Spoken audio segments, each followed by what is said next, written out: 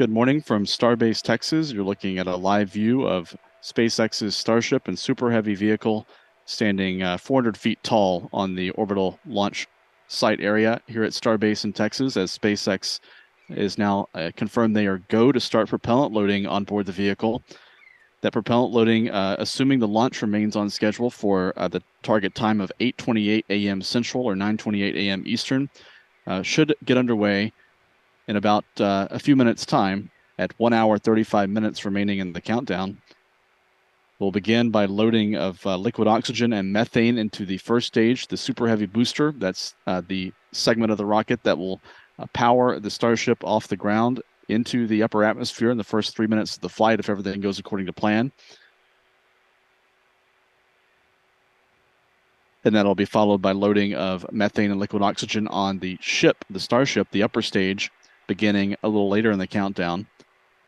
In total, about 10 million pounds of propellant will be loaded into the vehicle in preparation for a 62-minute launch window that SpaceX has today, which opens at 8:28 a.m. Central Time, 9:28 a.m. Eastern, or 13:28 UTC for those of you watching in other time zones. My name is Stephen Clark. I'm the editor of Spaceflight Now, and welcome to our live coverage of the Starship test flight. I'm reporting live about 3.9 miles away from the Starship vehicle. It's a foggy morning here at Starbase. The visibility is not terrible, although in the last few minutes there has been some haze and fog that's rolled in to at least partially obstruct our view of the Starship on the launch pad.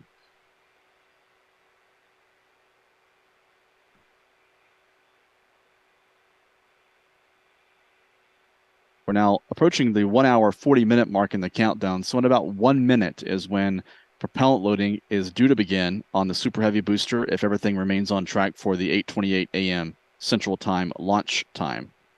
This view is courtesy of our partner, Lab Padre, who has a camera out on the launch site area looking at the Starship. You can see some of the fog and venting from the chill down process out at the launch site. This chill down is part of the effort to make sure that all the propellants are super chilled to the proper temperatures. This takes a little bit of time before those propellants actually get started loading into the Super Heavy booster.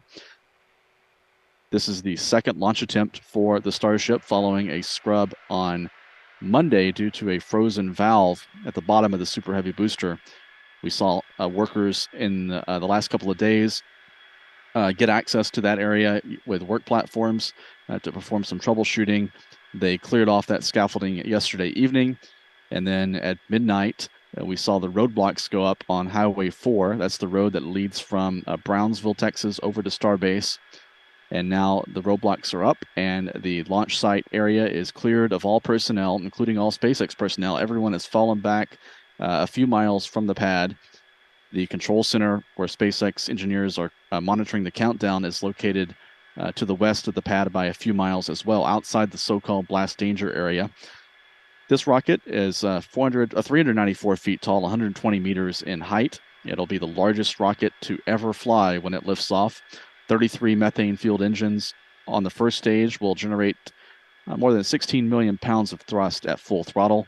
That's about twice the power of the NASA Saturn V moon rocket and the NASA Space Launch System moon rocket, and will break the record for the most powerful rocket in history. That rocket record is currently held by the Soviet Union's N-1 rocket, which made 4 launches from 1969 to 1972. Those launches were all unsuccessful. However, the N-1 never reached space, but it did fly, and the Starship and Super Heavy booster is set to break that record today. SpaceX has said they're monitoring the weather conditions here at the local area around Starbase to make sure all parameters are going to be acceptable for the flight today. They'll also be watching wind shear and upper-level wind conditions in the atmosphere to make sure there's no wind shear that could damage or exceed the control authority of the steering systems on the Starship rocket as they go up as the rocket ascends into space. So we're now past the point where propellant loading should have begun on the Super Heavy booster, and we're standing by for confirmation of that event in the next few moments, hopefully, from SpaceX.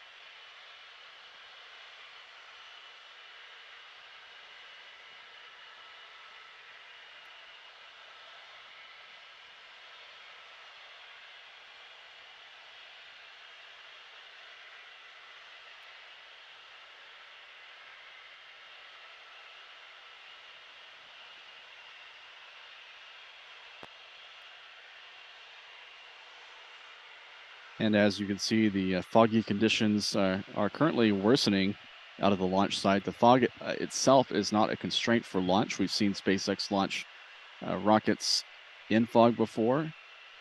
However, that would obstruct some visibility, and we're not sure if there is a preference by SpaceX to launch with good optical tracking and good camera views of the rocket as it lifts off the pad. As you can see, this view is from our location 3.9 miles away from the pad. Looking live at the launch site, you can see it's mostly obscured. If you look closely, you can make out the launch tower and the Starship vehicle standing 400 feet tall off the Gulf Coast of Texas. But that's the view from where we're at, 3.9 miles away. This is the closest anyone can be to the launch, just outside the so-called blast danger area around Starbase.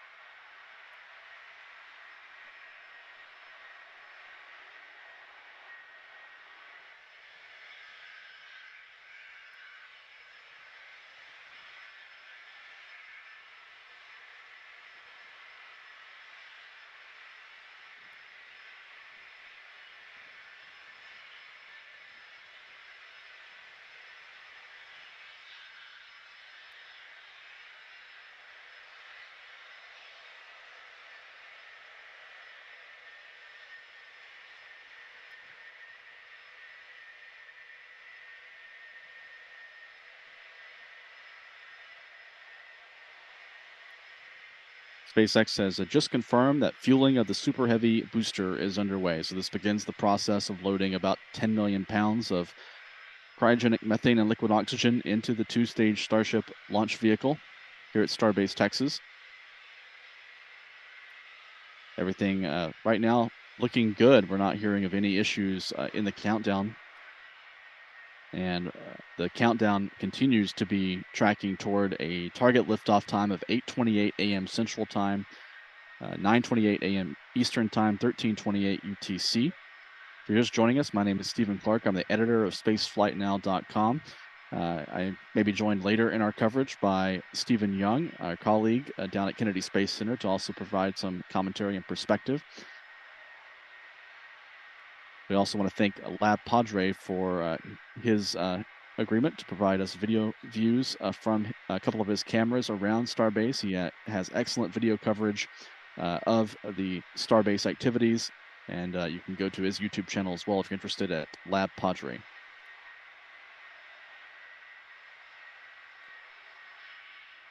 The countdown now is at 1 hour, 24 minutes, and 40 seconds. As you can see, it continues to be a relatively foggy and hazy morning, much different conditions than we had on Monday for the first Starlink launch attempt. Unfortunately, we had great visibility on Monday. Visibility is obstructed this morning. And we hope when the sun comes up, which should be happening in the next couple of minutes, that the fog will start to burn off to improve visibility. SpaceX has a 62-minute launch window that runs from 8:28 a.m. Eastern or Central Time to 9:30 a.m. Central Time. The view you're looking at now is coming from our camera, our Spaceflight Now camera, about 3.9 miles away from the launch pad.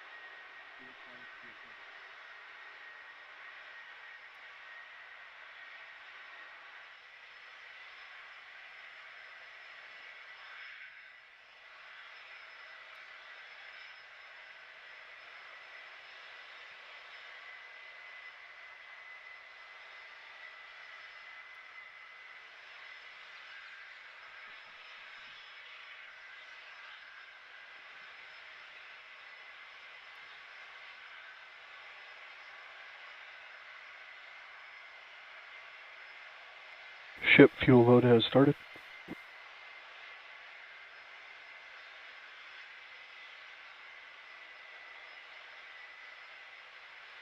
And we just heard confirmation. We just heard confirmation from SpaceX that the ship fuel load has started.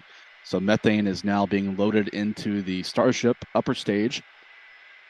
This will be followed by the start of loading of liquid oxygen in a few minutes' time.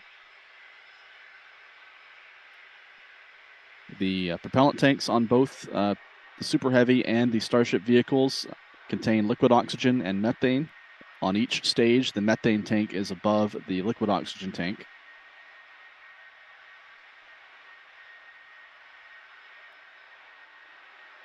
It is a relatively pleasant morning here in South Texas with mild temperatures, light to moderate winds at the surface, and lots of blue sky overhead. But looking out toward the horizon, as you can see, it is quite foggy and hazy this morning. We're hoping the fog burns off once the sun gets higher in the sky.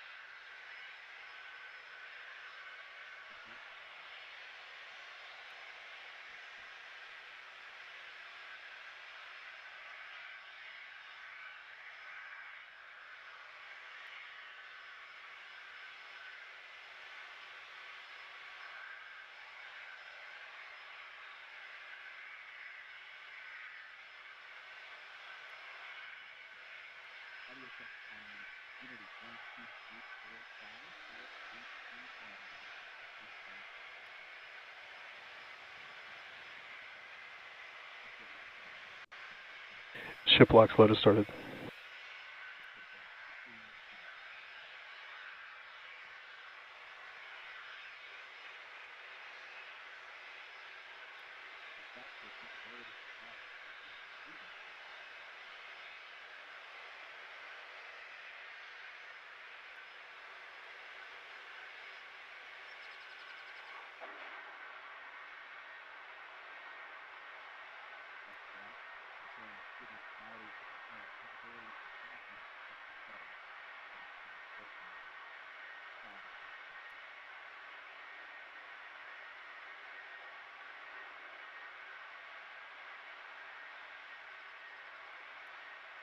SpaceX has just confirmed another milestone in the countdown as the launch team continues to target a liftoff time of 8:28 a.m. Central Time or 9:28 a.m.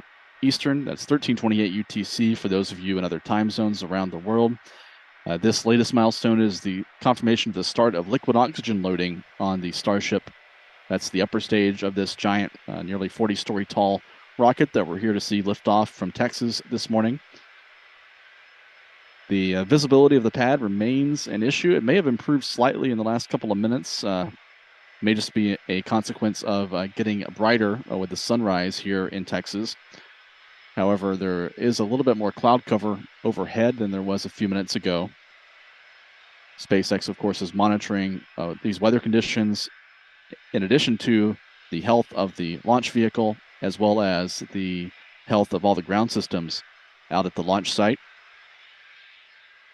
If you look closely in this view, you may be able to make out the frost rings on the Super Heavy booster methane and liquid oxygen tanks, as well as some venting and some condensation coming off that frost on the vehicle. I know it's a bit difficult to see given the conditions here, but I think I can make out some of those frost rings on the Super Heavy booster in this view. If you haven't done so yet, please hit the thumbs up or the like button here on our YouTube stream and want to bring this coverage to as many people as possible. And one way you can help us do that is by hitting the thumbs up or the like button here on our YouTube stream.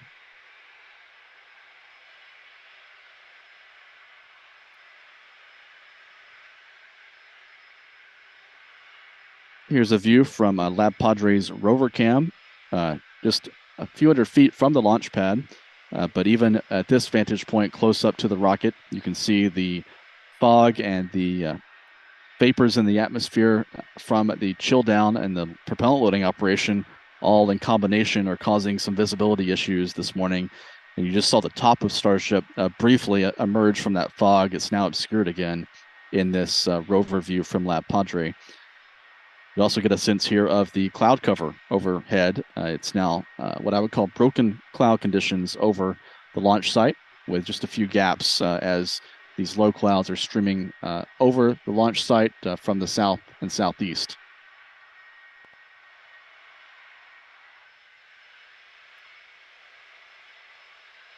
Now 1 hour, 11 minutes, and 8 seconds until launch time.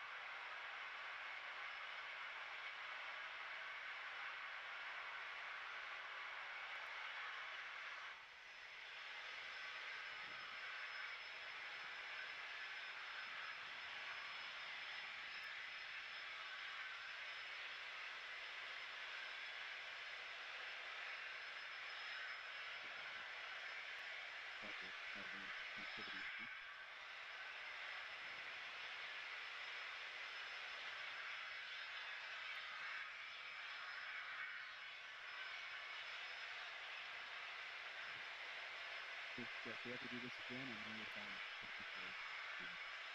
so the camera will consider it as Thanksgiving Easter cycle.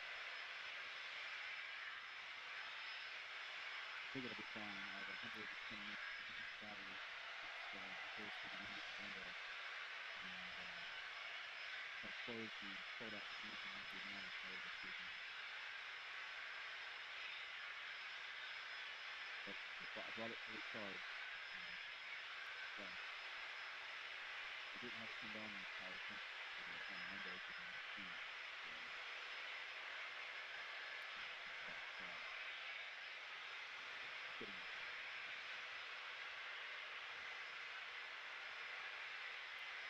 Second. Look what happened, right?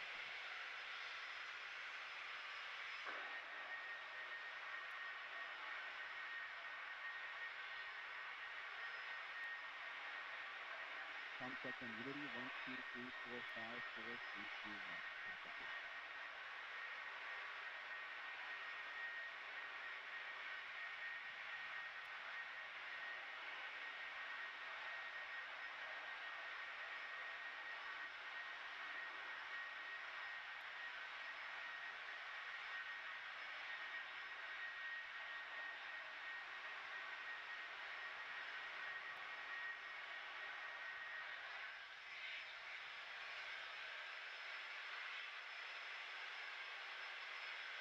Concept and unity, 1, 2, 3, 4, 5.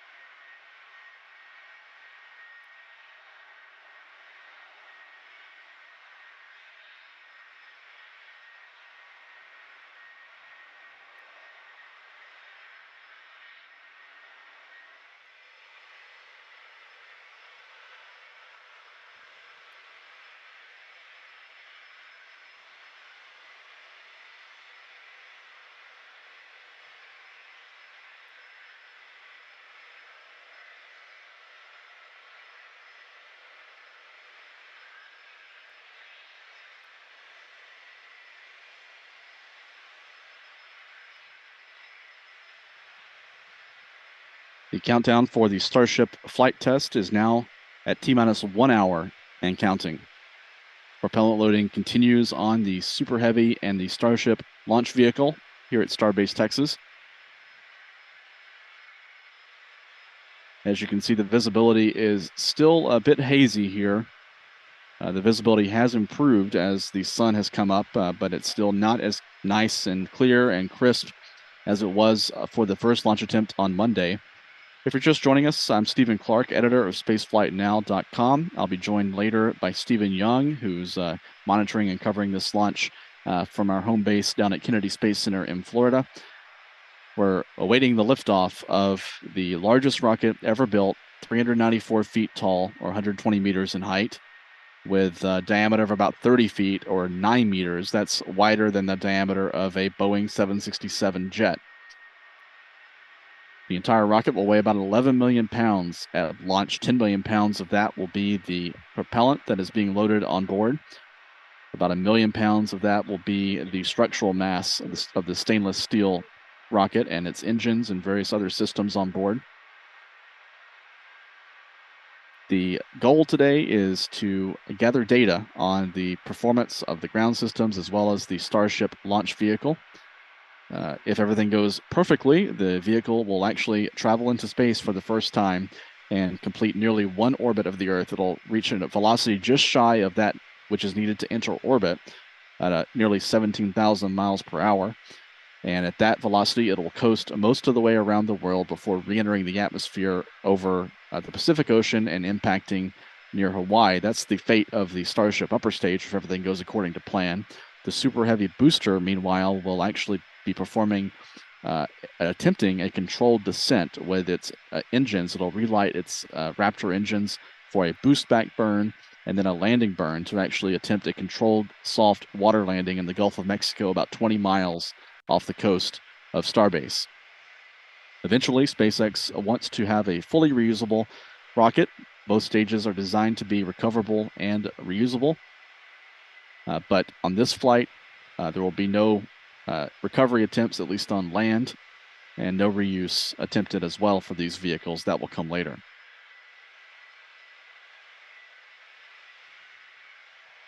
If you haven't done so yet, please hit the thumbs up or the like button here on our YouTube stream. That helps us gain a larger audience for our coverage, as we're now about 57 minutes away from the opening of today's launch window.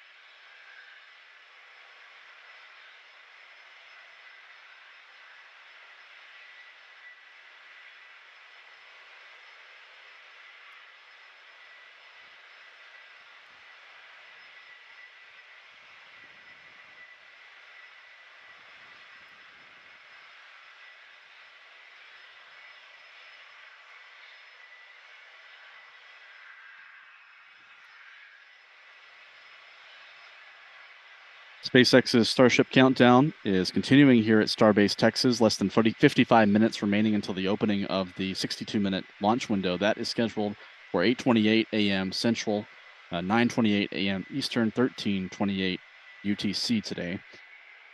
I'm now being joined by Spaceflight Now publisher Stephen Young, who's monitoring the launch down at Kennedy Space Center in Florida at our home base. My name is Stephen Clark. I'm the editor of Spaceflight Now, reporting live from Starbase in Texas, just a few miles away from the pad.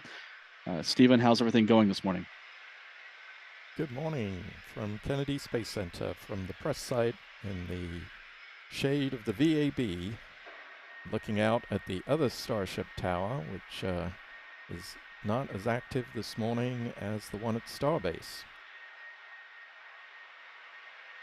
Indeed, we've seen that launch pad tower go up at Kennedy Space Center at pad 39A last year in a very feverish way, very quickly, and then it's fallen silent now as SpaceX is focusing a lot of their efforts here in Texas to get this first full-size Super Heavy and Starship vehicle off the ground.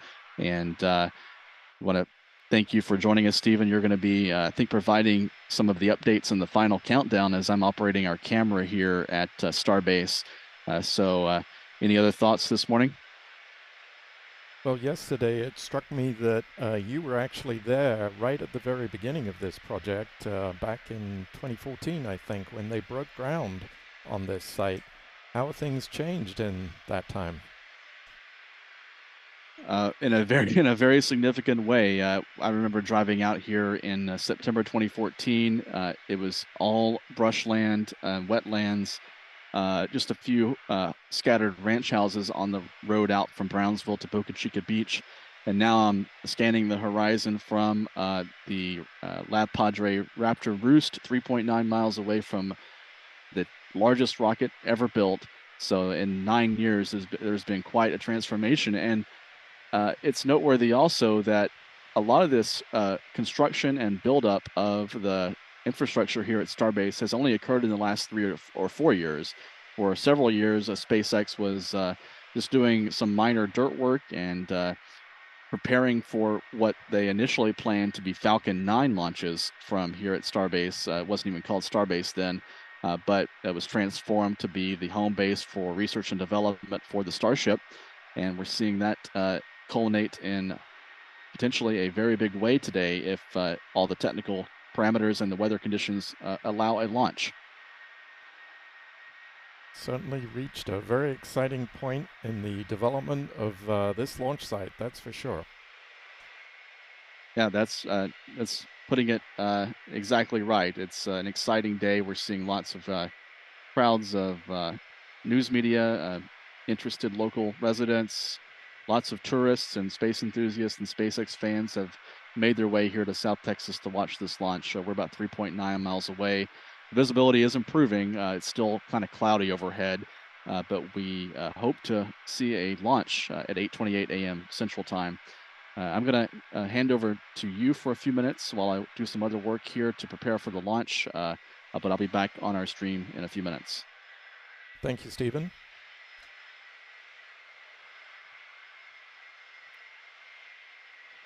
At about T-minus 45 minutes, SpaceX will begin its live stream, and we'll be hopefully receiving a little more information on the status of the countdown. And any updates that come from SpaceX will break into our coverage and bring you those.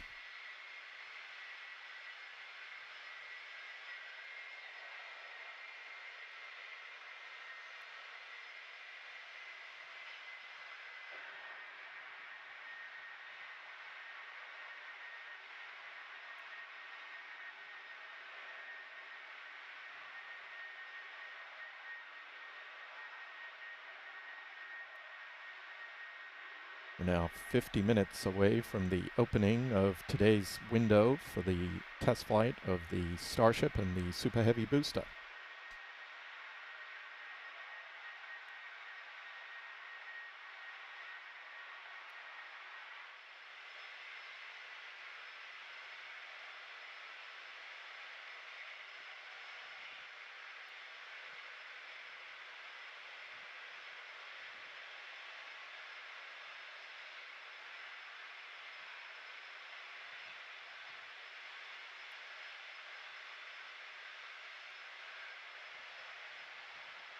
As you can see from the close-up camera we have, courtesy of Lab Padre, the conditions with the fog and the propellant venting are reducing visibility from this location, but definitely plenty of signs of the propellant and the fog, which I'm going to call Prague for now.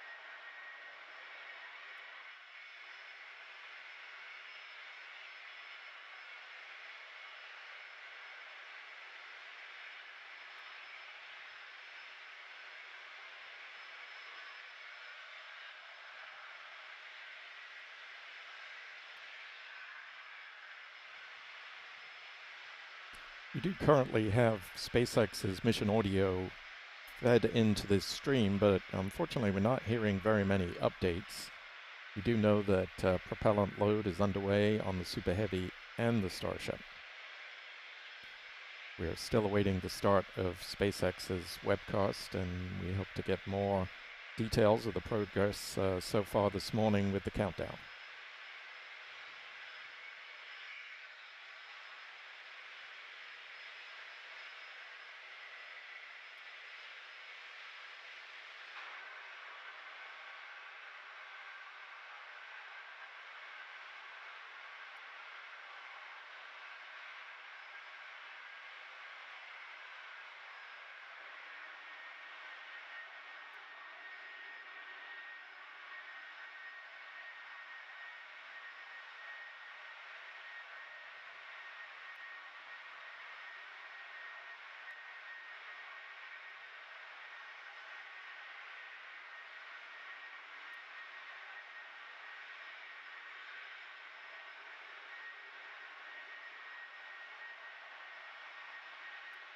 Now passed within 45 minutes from the opening of today's test window.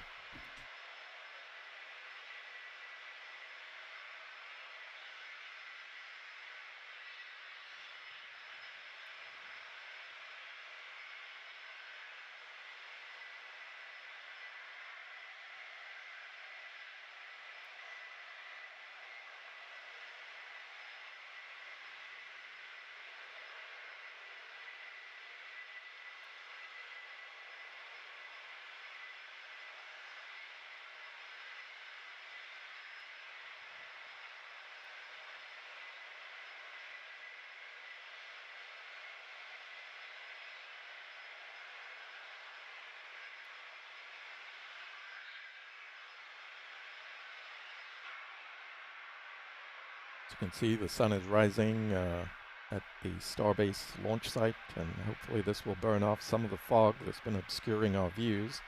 But pretty dramatic silhouette of the Starship and Super Heavy on the launch pad. Plenty of venting at the base from the ground support equipment, and we can also see some venting there from the Super Heavy itself.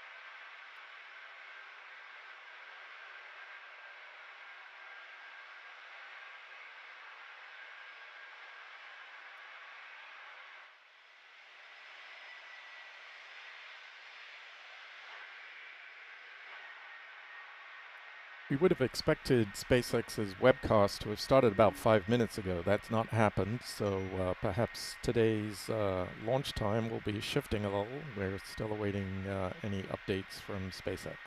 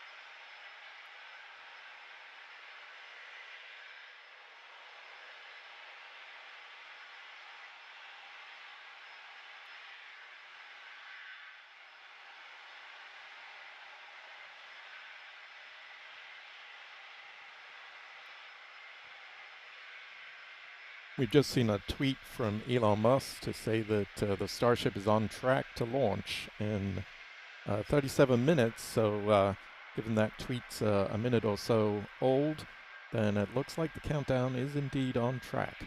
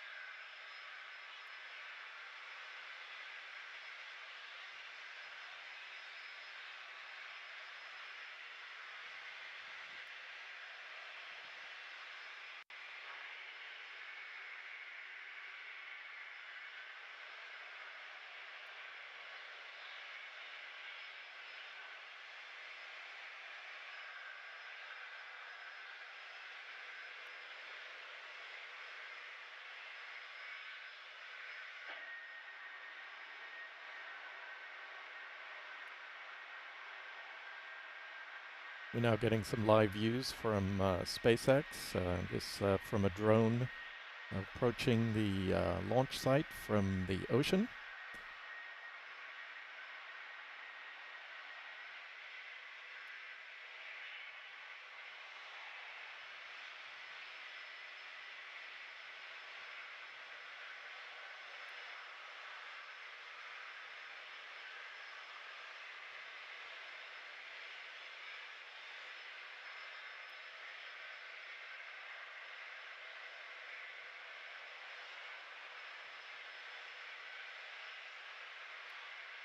You will notice a slight discrepancy in the countdown clocks here. Our clock is based on the reality of the real time at Starbase, but SpaceX's webcast comes to us with a bit of delay. So you do see that difference in the times there.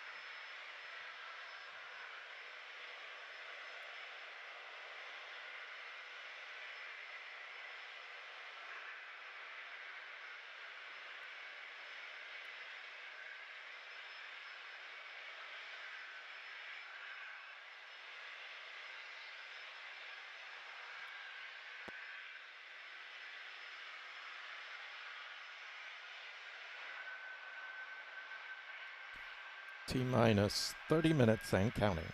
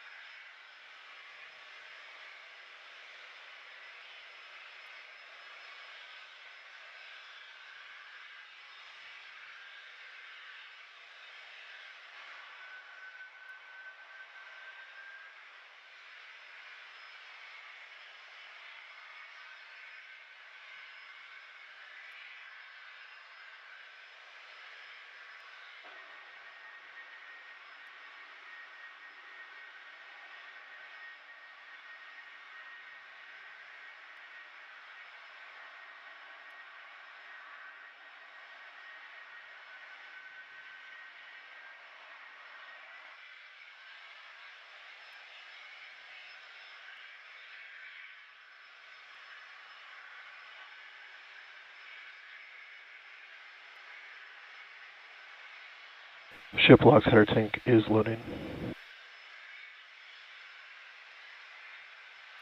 And we just heard from SpaceX that the Starship LOX tank loading is now underway.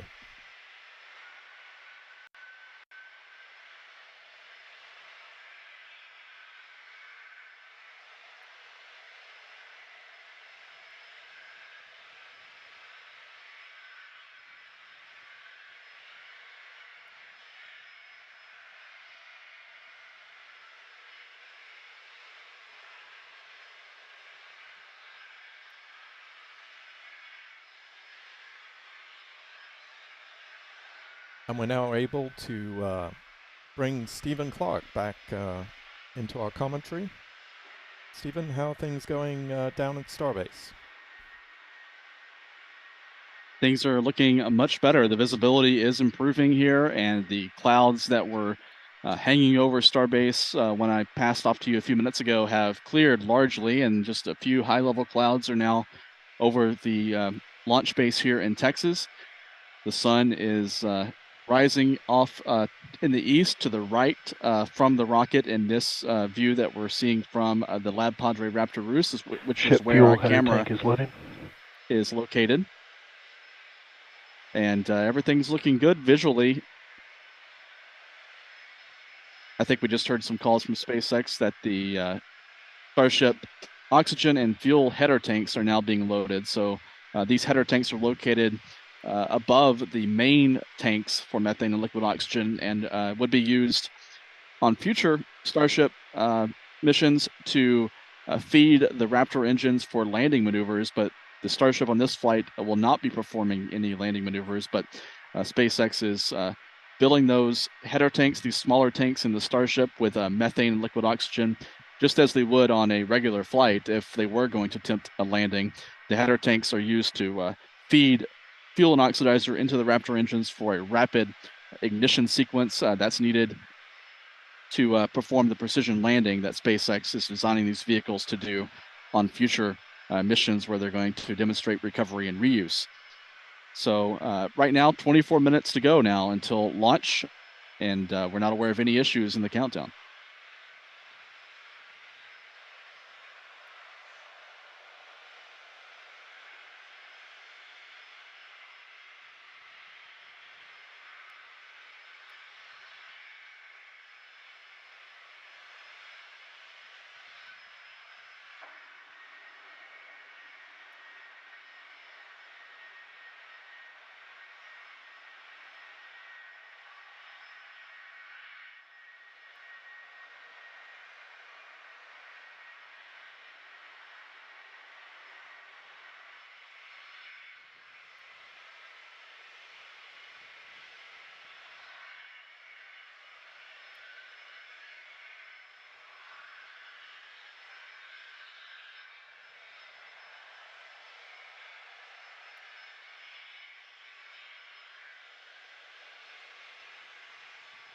In this split screen view, we're showing some video from SpaceX's live webcast. This video shows some testing of the ceramic tiles on the Starship vehicle. These ceramic tiles are used to protect the stainless steel structure of the Starship during the reentry back into the atmosphere.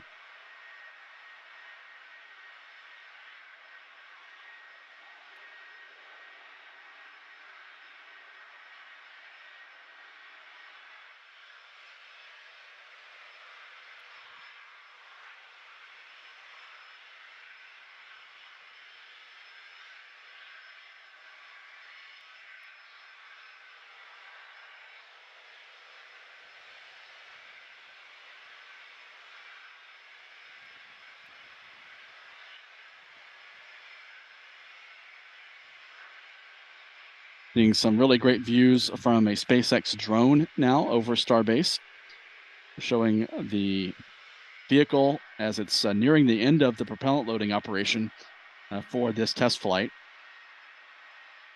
Off to the right in this view are the ground storage tanks for liquid nitrogen and liquid oxygen. Those are the vertical tanks, those cylinders, and then off to the left of those, in that previous view, are the rounded methane tanks at Starbase. That's where the fuel and oxidizer is stored before being pumped into the launch vehicle. Now approaching the T-minus 21-minute mark in today's Starship countdown. And if you're just joining us, my name is Stephen Clark. I'm providing commentary live from Starbase. I'm 3.9 miles away from the launch pad, ready to witness this spectacular launch of the world's largest ever rocket. I'm joined also by Stephen Young, who's down at Kennedy Space Center, providing his perspective on the launch. He'll also be providing commentary at liftoff as I transition over to operate our camera here at Starbase.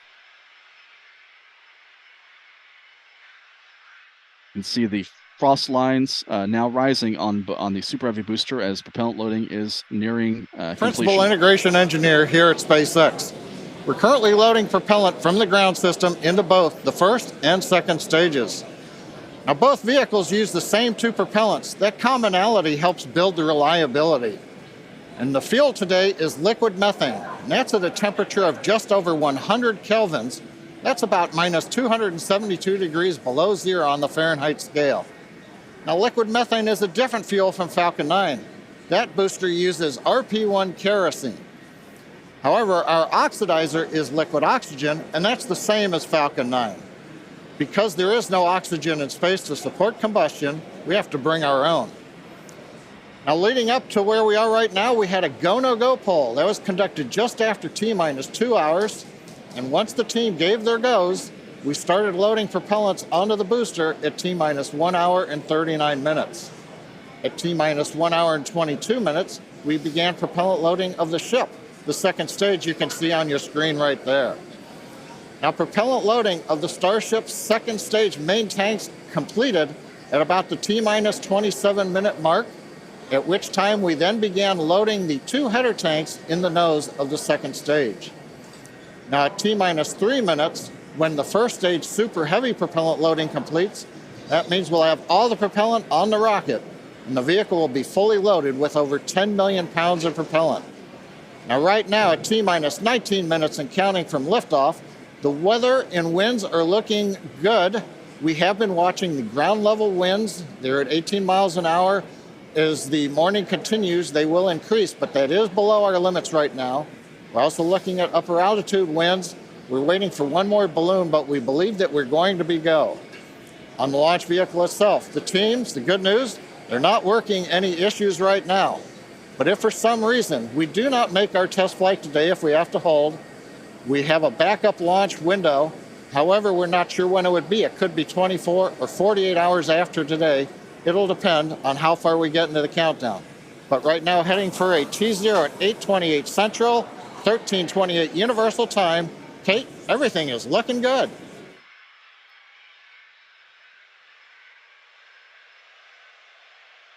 That was John Innsbrucker, a principal integration engineer at SpaceX, providing an update on the countdown. He's on SpaceX's live webcast, and we'll try to toss it back to him when he's going to be up on SpaceX's webcast, because we want to get his perspective and his updates on the countdown status. He's the one plugged into all the audio loops, listening to the progress. We saw in that update that the Starship second stage is nearly fully loaded with methane and liquid oxygen. The loading of header tanks on the Starship in the nose cone of the rocket is continuing with those 2 propellants. And down below on Super Heavy on the booster, those propellant tanks, methane and liquid oxygen as well, are about 75% full. Now, approaching T-minus 17 minutes, the next major milestone coming up in about 20 seconds is the expected start time for chilldown of the 33 Raptor engines on the Super Heavy booster.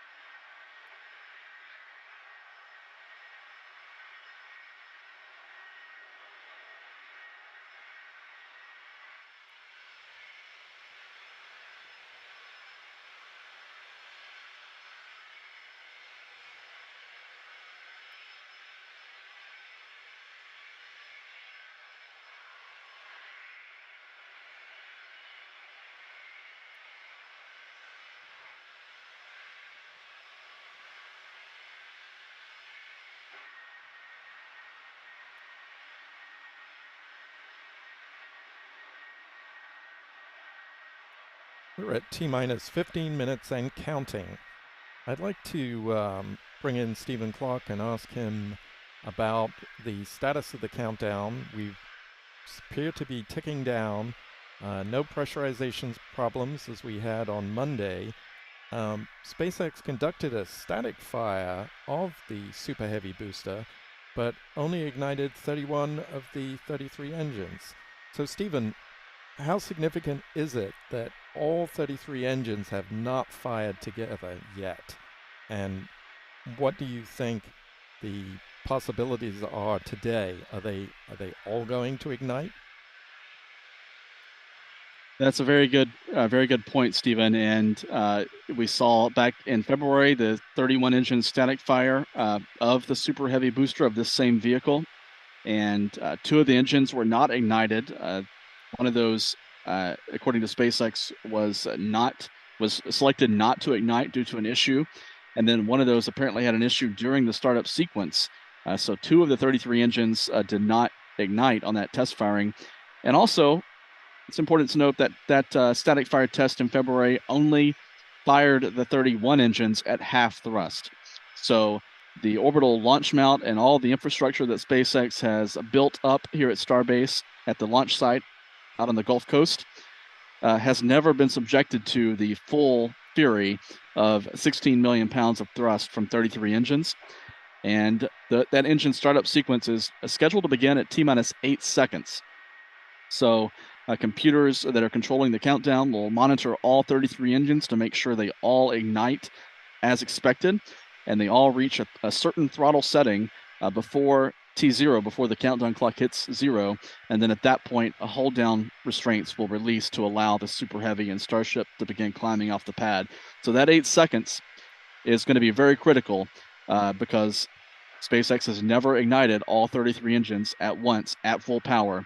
We expect to see that today for the first time, and the computers, if everything is working as designed, are programmed to detect any sort of anomaly with any of the engines and call off the launch if there is a problem, because SpaceX doesn't want to launch with an engine having a problem, because it could destroy, if the rocket blows up on the pad or soon after liftoff, it could damage or destroy a lot of the infrastructure that SpaceX has built. And Elon Musk has said that his main goal on this flight, it would be a success if they don't blow up the launch pad, because if they blow up the launch pad or damage the launch pad, it would be a probably several months to refurbish and get the launch pad going again. We're going to switch over to John quiet. The now teams are to currently working. No significant launch vehicle issues. You can see the T clock there on your screen. T-minus 12 minutes, 10 seconds, and counting. Propellant loading is continuing on both the Super Heavy and the ship stages. You can see the graphic on the left-hand side of the screen. Most recently, we began loading liquid oxygen and liquid methane fuel into the header tanks on Starship. Those are 2 small tanks just underneath the nose of the second stage. Now that started at T-minus 27 minutes. That'll be wrapping up at about T-minus 9 minutes. Now the Starship second stage main fuel and LOX tanks are loaded for flight right now. The Super Heavy first stage booster propellant loading is continuing, and that'll go till about T-minus 3 minutes. We're underway with engine chill as we get ready for T0, and we're also configuring the launch pad for liftoff. The booster hold downs have been unlatched. They'll be ready to retract at liftoff, and the second stage quick disconnect is beginning its configuration for release. The methane and liquid oxygen propellants currently going to the second stage go through that quick disconnect. That's that arm that reaches out from the tower to the base of the second stage. The SpaceX team continues to check in with the Coast Guard. Good news is we've not heard any reports of boats in the safety perimeter as the launch vehicle heads out over the Gulf of Mexico. So right now, T-minus 10 minutes, 40 seconds, and counting. Everything continues to go well for an on-time launch. Now today. And Stephen, that just was to continue our Go conversation, the Super Heavy and Starship doesn't have a flame trench, and I believe we've seen damage from static firings of just a handful of engines. So what significance is it that the Falcon Heavy, the Starship Heavy sits on this launch table and there is no flame trench to direct the exhaust away? Was a decision SpaceX made some years ago when they designed this launch pad to forego digging a flame trench. That certainly simplified the construction of the pad in the sense that they were able to minimize some of the dirt work and earthwork that could have taken months to complete. They were able to just get right started on building that launch mount and the launch tower and the fuel farm and all that stuff. It also reduces the size of the footprint of the launch pad. Despite the very large size of the rocket, the largest ever built, the footprint or surface area of the launch pad here at Starbase is much smaller than pads at the Cape Canaveral, such as Complex 39A or 39B for Falcon Heavy or for Space Launch System. This is a much smaller pad. All this equipment is crammed into a smaller area, and the launch mount is positioned a few stories above ground level, and SpaceX believes, based on all their analysis, that this will not be a problem. But that's another thing that will be tested today. This is not just a test of the rocket; it's a test of all the ground infrastructure that SpaceX has built here at Starbase as well.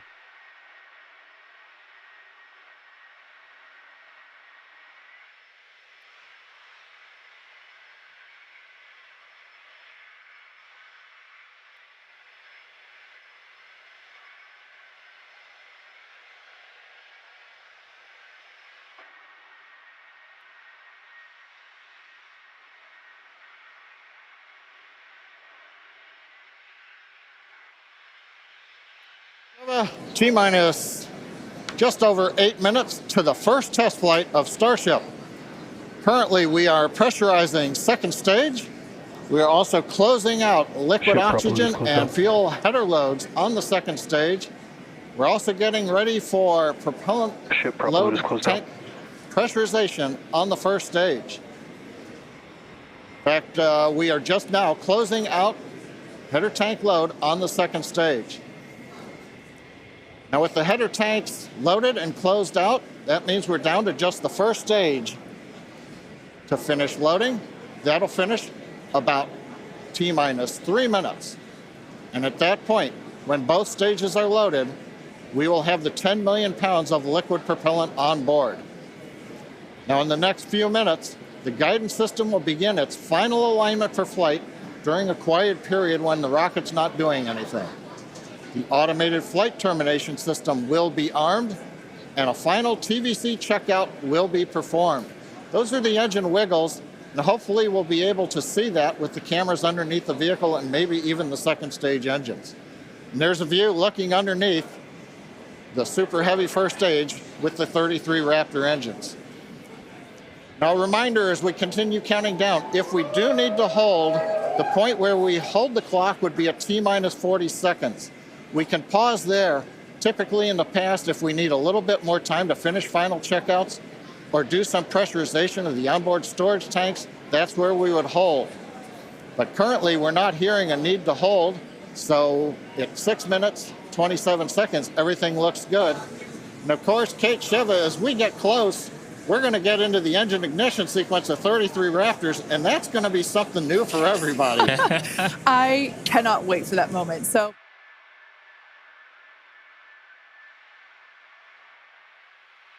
That was John Insprucker, the principal integration engineer at SpaceX, providing an update on the countdown.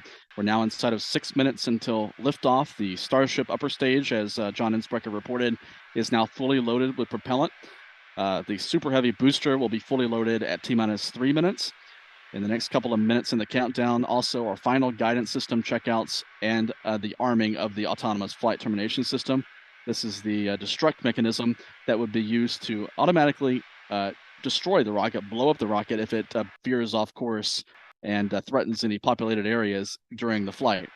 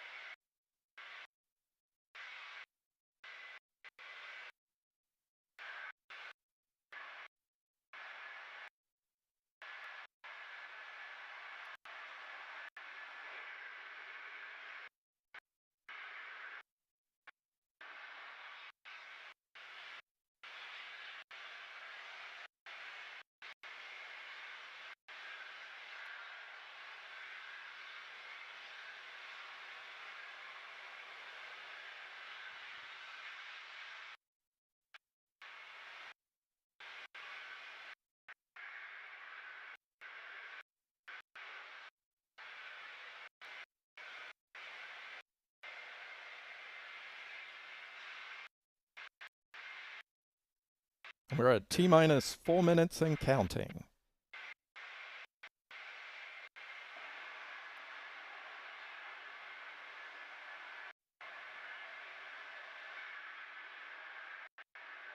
As we heard, SpaceX has an option to hold the count at T-minus 40 seconds, but at the moment, there's no reason to think that's going to happen.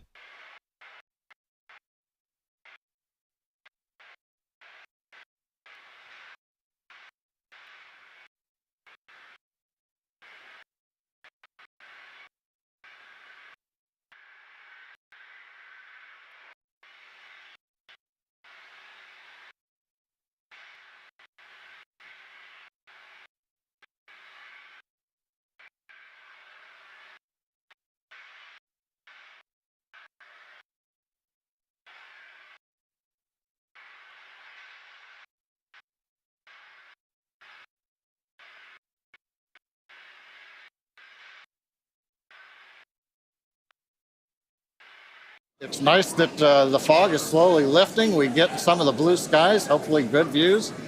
What we're waiting for right now is closeout of propellant loading on the first stage.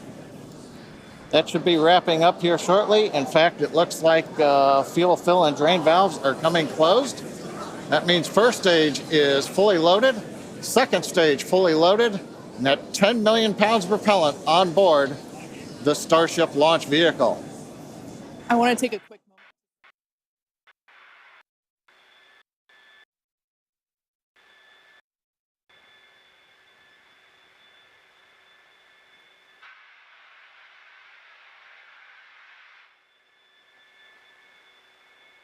And we are now 2 minutes away from the test flight of the Starship Super Heavy booster. We're about to see the gimbaling of the Raptor engines.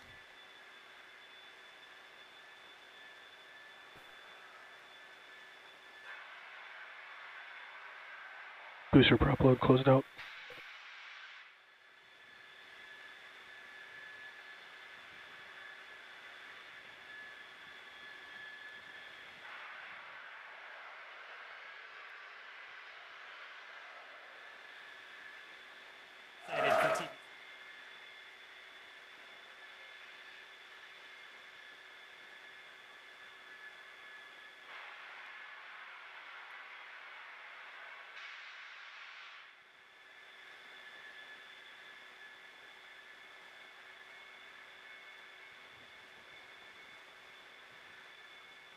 Now approaching a minute from liftoff. And also the crucial moment at T-minus 40 seconds where the count might be held if there's any issues.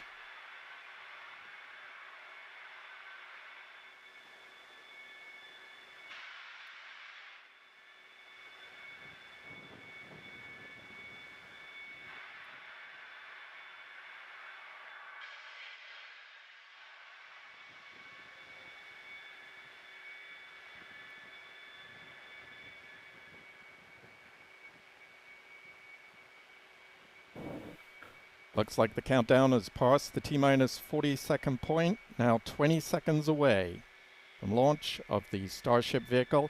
We may see some discrepancies in the video here as delays are frequent in these streams. 10 seconds. 5, 4, 3, 2, 1. Oh, the clock is recycled. Our clock, I'm going to bring that clock down. The SpaceX clock has recycled.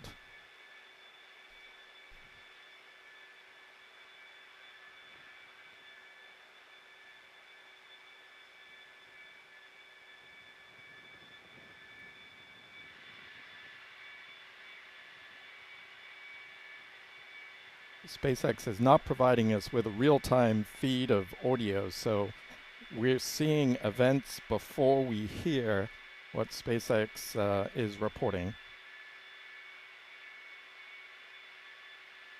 If we get an update from John Innsbrucker, we'll bring that up. But for now, the Starship launch is not happening on time. It's unclear if they're going to recycle the countdown.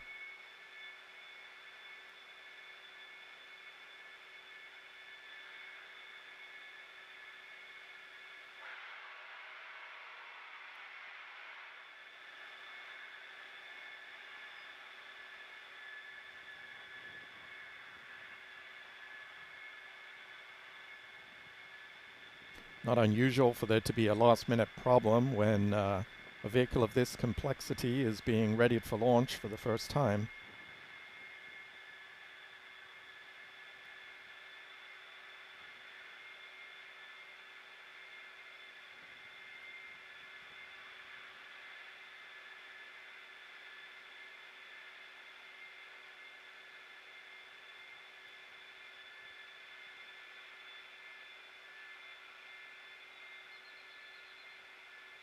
The propellant load complete.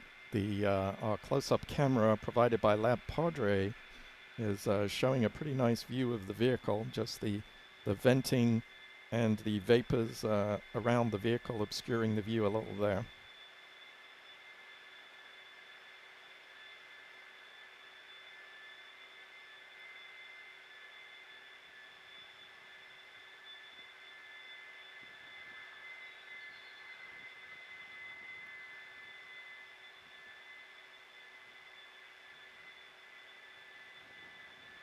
Webcast desk, we're holding a T-minus 40 seconds.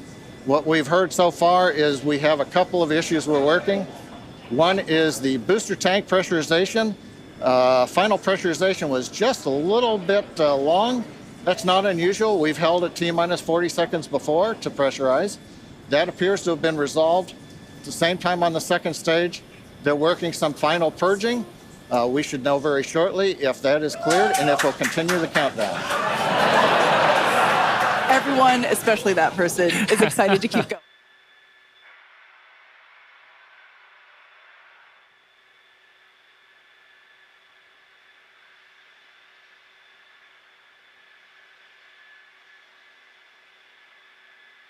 Now being rejoined by Stephen Clark. So it's down to the final seconds, but no launch today so far. Yeah, the anticipation. Well, let's listen to John Inspector now. Clearing all the flags, and we're going to release at T-minus 40 seconds. That is amazing news. Oh, here we go again. I'm going to hand back to you, Stephen. Team working quickly through their issues on first and second stages.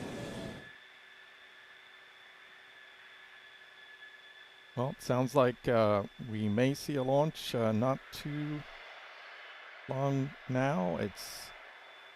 The countdown's being recycled to T-minus 40 seconds.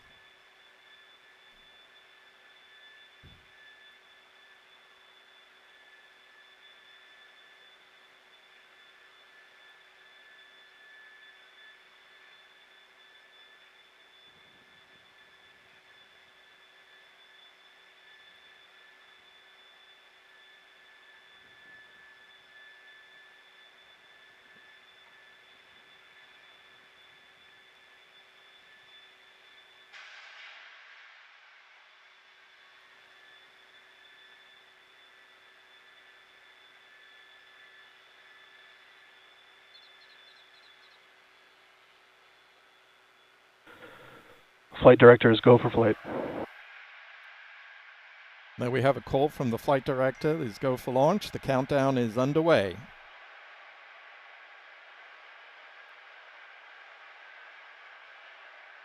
T-minus 15 seconds. About 10 seconds from ignition. 10, 9, 8, 7, 6. Ignition. We have ignition. 2, 1.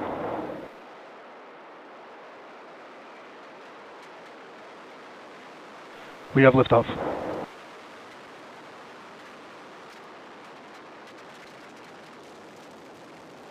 All flight operators proceed to procedure 3.170, post-launch flight operations. And liftoff, liftoff.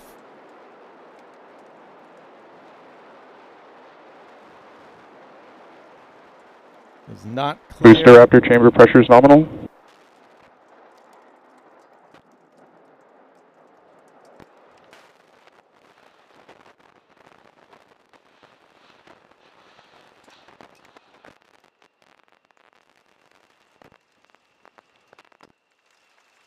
Break. Power and telemetry nominal. EPS on. Engines nominal. What a sight from the ground cameras at Starbase. Nominal EPS We're on. flying at Acquisition twice the signal thrust of the purpose Saturn V heading to space. Acquisition signal purpose proceed. We're throttled down and throttled back up. Going through the period of maximum aerodynamic pressure.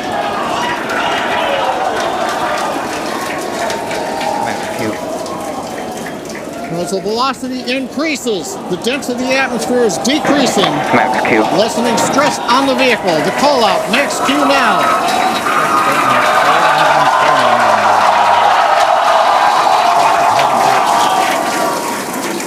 Continuing to watch the first stage as we head down range.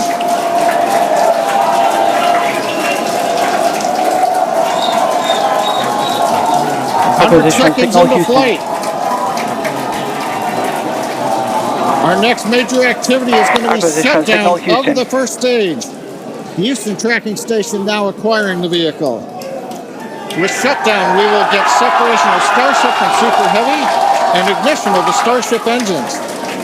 When Starship separates, we light up 6 engines in a staggered sequence. And if all goes well, those 6 engines will burn for almost 6.5 minutes. Onboard view from Starship. And there's views of the Raptor engines on the second stage as we prepare for stage separation. Now after stage separation, the first stage will flip and begin a boost back maneuver for landing in the Gulf. It's unclear if the vehicle has lost control. We're seeing some roll in the video there. Continuing to fly, 2 minutes 40 seconds. Let's get ready for main engine cutoff. Does look like control of the vehicle has been lost. Beginning to flip for stage separation.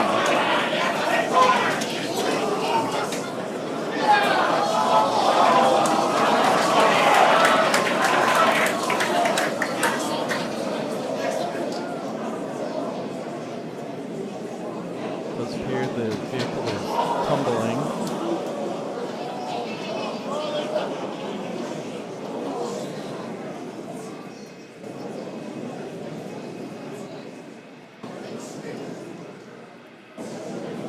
As of right now, we are awaiting stage separation, We should have seen stage separation by now. where Starship should separate obviously from not the seeing Super Heavy that. booster. The vehicle is tumbling. Yeah, Kate, right now it looks like we saw the start of the flip, but obviously we're seeing from the ground cameras the entire Starship stack continuing to rotate. We should have had separation by now. Obviously, this is does not appear to be a nominal situation. Yeah, it does appear to be spinning, but I do want to remind everyone that everything after clearing the tower was icing on the cake. Looks like the vehicle has its place.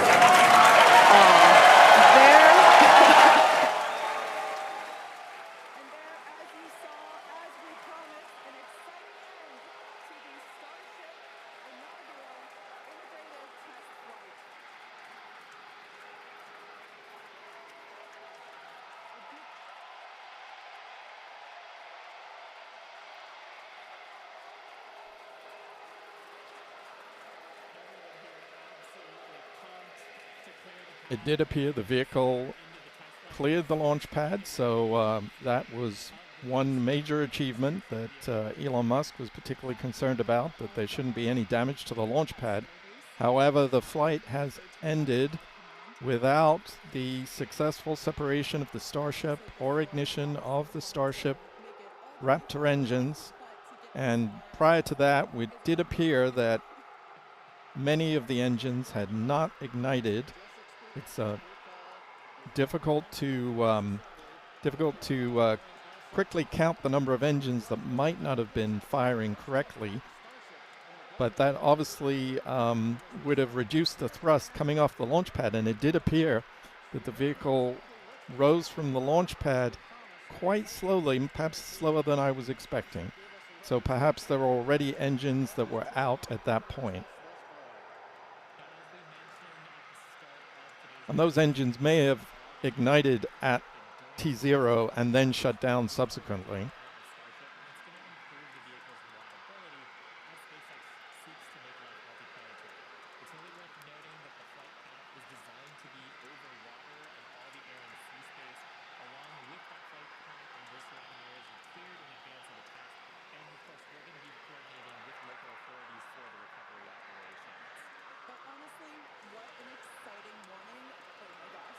Now we're seeing some close-up views of the launch pad. No obvious signs of any serious damage there.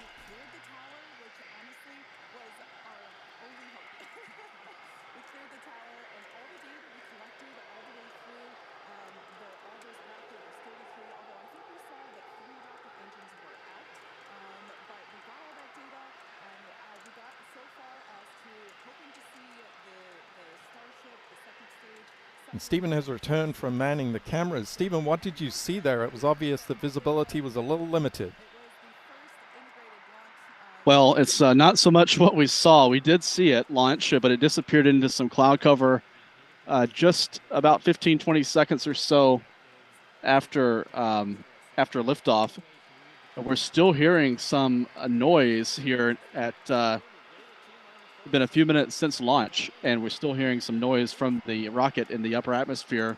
I guess before it was detonated. We're not sure if it blew up from structural forces, from the aerodynamics, or if the autonomous flight termination system was activated to destroy the rocket. But what really struck me was the sound. It was very, very loud, and it was almost a deep. It wasn't so much a roar; it was a thumping noise at liftoff, and it definitely hit you in your chest. All of us here were very. We actually just heard. We just heard the explosion here at Starbase from the detonation of the booster and the Starship. Again, we're not sure if that was the result of aerodynamic forces or from the autonomous flight termination system, but we just heard the boom. It was a bit muffled, nothing that was damaging or anything, but it was definitely audible here. We just heard it. But it looks like there might be a fire at the launch pad, or something's happening at the launch pad right now. Okay.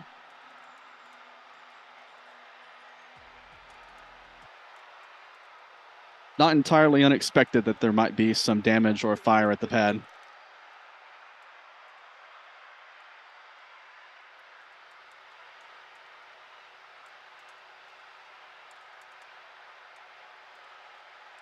I think that was one of SpaceX's major concerns, and there was a brush fire out there after one of the static fires, I believe. I'm not sure what's happening here because this suddenly sprung up like just a few moments ago as we were speaking, and I think we can see it in our wide view now. It's quite a distance from the launch pad. At least it appears to be. Yep, I think I see it now. I'm going to try to see if I can turn our camera a bit to focus on whatever that is happening at the pad.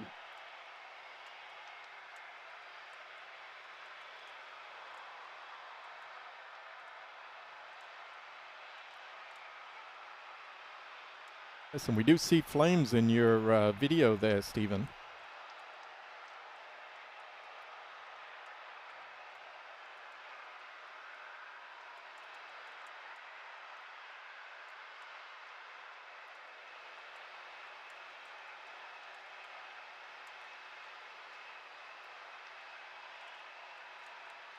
Trying to kind of triangulate based on multiple camera views where this fire might be located.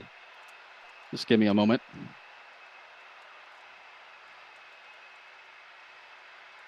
Looks like it's inside the pad perimeter in this rover 2 cam from Lab Padre.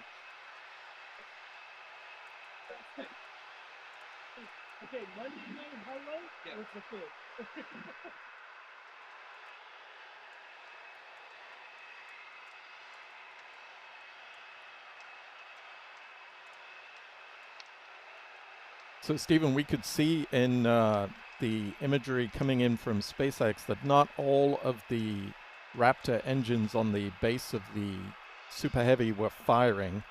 Do we have any idea of how many that might have been? I think I heard a call that 3 of the engines were not firing at liftoff, and I'm not sure how many they may have lost in flight.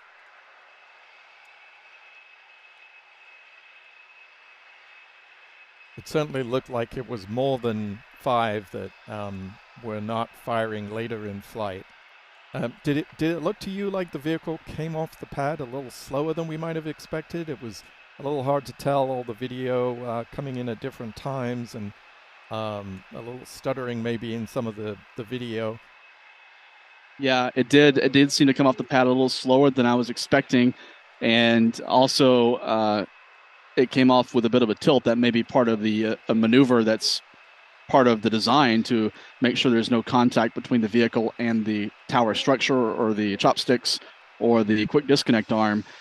But it came off at a bit of an angle. We saw it seemed to me a little more pronounced than the maneuver, the evasive maneuver that other rockets like the Saturn V and other vehicles took at liftoff to make sure there was no contact with the tower. It seemed to me a little more pronounced visually than we see in those maneuvers from other rockets. And then the sound reached us about 15 seconds after liftoff, and the sound, we didn't see a lot. We saw the rocket for about 15 seconds, and about the time the sound arrived is when the rocket disappeared into the cloud cover. We did reacquire it visually very briefly in a break in the clouds just for about 5 or 10 seconds, and then we didn't see it again from our vantage point. I hope some other spectators and photographers might have gotten a better view either off to the north at South Padre or south in Mexico. They might have had a different viewing angle, a viewing geometry that may have been more favorable. But we're still watching this fire out at the pad, out at the Starbase pad, and looks like it's just inside the pad fence on the Highway 4, just inside of the fence from Highway 4, which is the road that leads out past the pad to Boca Chica Beach. Stephen, this was the biggest methane-fueled rocket to lift off, and we had the launch of the Terran 1 here at the Cape, and the blue flame was really noticeable, particularly at night. Did you get any sense of the blueness of the Starship's engines, or was that not possible in the daylight? I think it's hard to judge. It looked orange, more orange than blue to me, but there are a couple of different viewing factors that may be at play. One is it's daylight versus a night launch that we saw for Terran 1, and also the vehicle from our vantage point was a little backlit, so that may have caused some different visual color than we would have on a clear day at a different angle or at night. The blue may be more apparent at night. I did notice as the rocket climbed higher into the atmosphere in SpaceX's video, the engine plumes of that tight tracker shot showing the engine nozzles arranged in that formation on the base of the Super Heavy booster did have a bit of a blue tinge to it. I noticed that in SpaceX's video. Yes, I think it was noticeable at times. And you're right there at the edge of the blast danger area. Has there been any sign of SpaceX re-entering the pad yet? Not that I've seen. I've been watching that roadway, which is just off to our left, about a quarter mile away. There's a roadblock. I see some Cameron County deputy sheriffs over there, but I haven't seen any road traffic go into the pad, either SpaceX personnel or any fire rescue personnel or anything like that to go address this fire at the pad.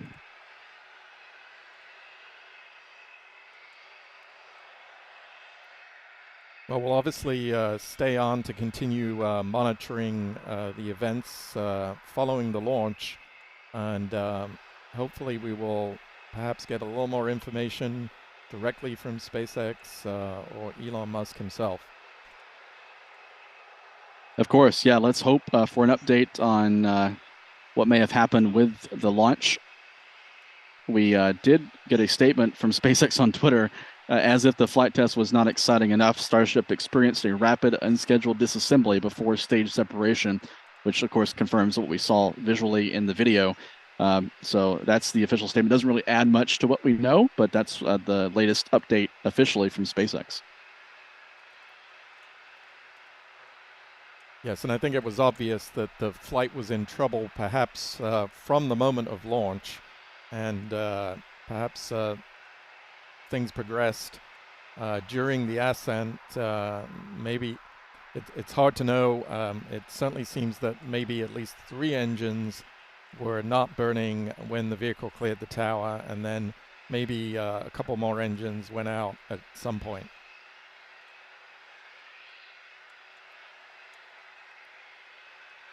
Yeah, I'm looking at the replay now from SpaceX, and I can count at least 5, perhaps 6 Raptor engines on the first stage not firing. Looks like at about a minute and a half or so into the flight. So perhaps 3 of the engines were not firing at liftoff, and then they lost a few more on the way uphill. There were definitely variations in the plume coming from the vehicle that seemed to indicate that all was not well at the in the engine compartment there.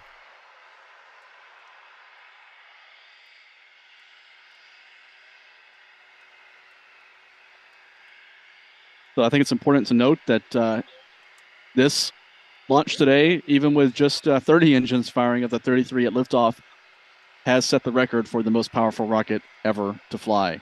And with 30 engines firing, that was, if all were at full throttle, that was in excess of 15 million pounds of thrust compared to the 16.7 million they would have achieved with all 33 firing. So that is about double the thrust of the Saturn V moon rocket, a little less than twice the thrust of the Space Launch System moon rocket, and if my math serves me, about 50% higher thrust than the Soviet Union's N1 rocket from the late 60s and early 70s.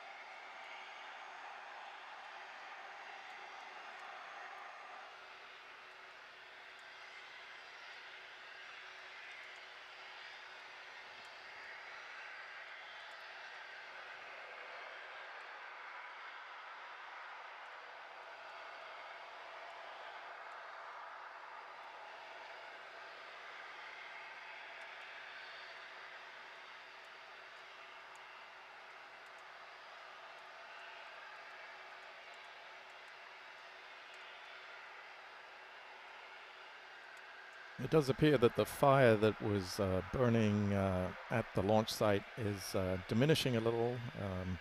We will continue to keep the stream up. We're just getting ready to queue up a replay of the launch so we can relive that again.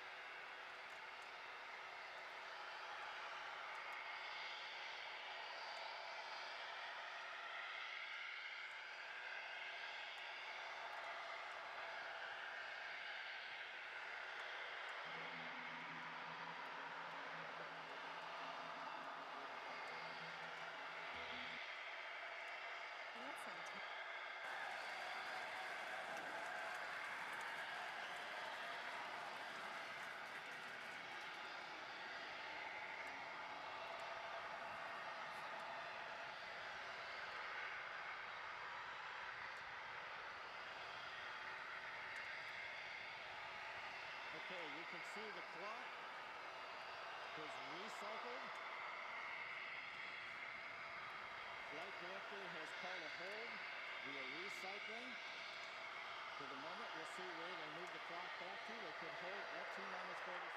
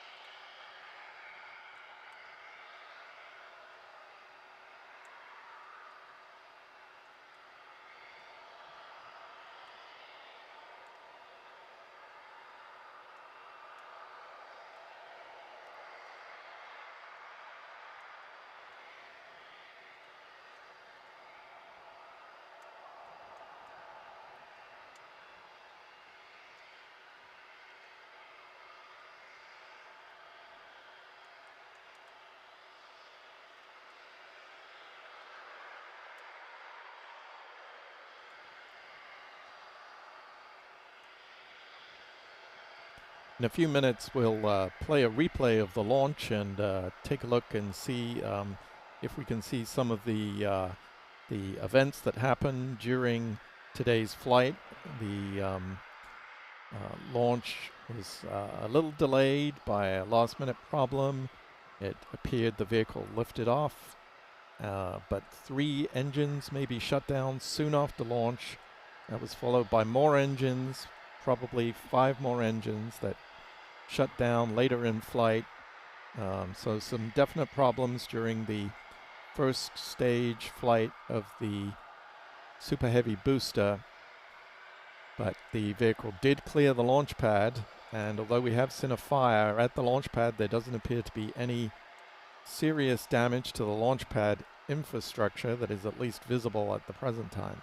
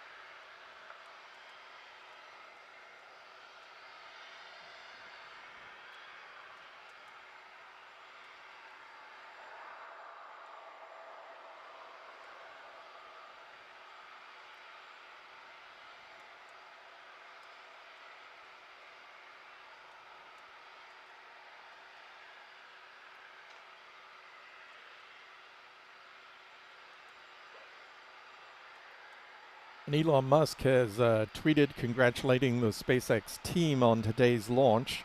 He also said that they learned a lot, and the next test launch could be in a few months.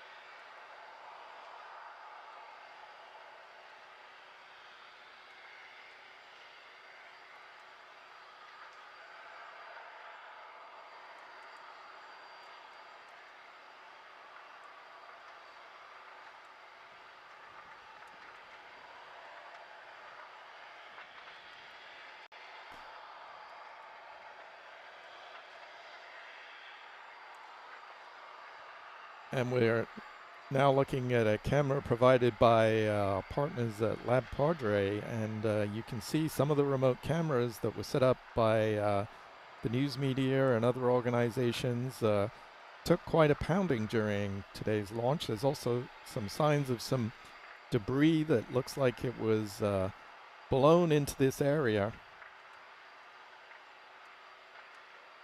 That fire is still burning at the launch site, as you can see in this view.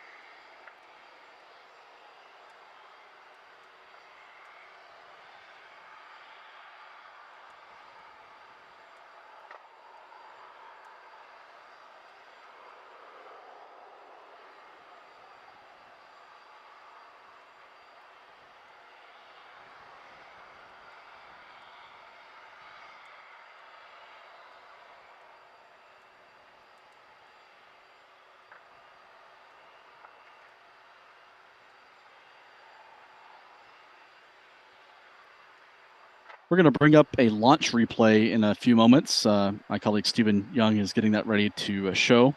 We'll show a replay of the Starship lifting off from Starbase, Texas.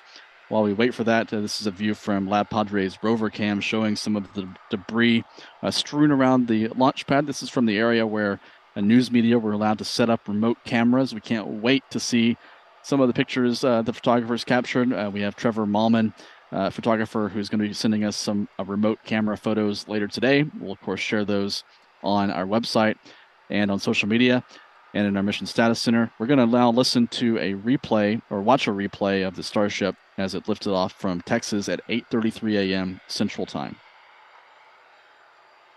Of course, the countdown was held, or was aborted initially, and recycled to 40 seconds to resolve a couple of issues on the Super Heavy and the Starship vehicles. And then the countdown picked up again for liftoff at 8:33 a.m. Central Time, 9:33 a.m. Eastern Time. Let's watch that replay. 3.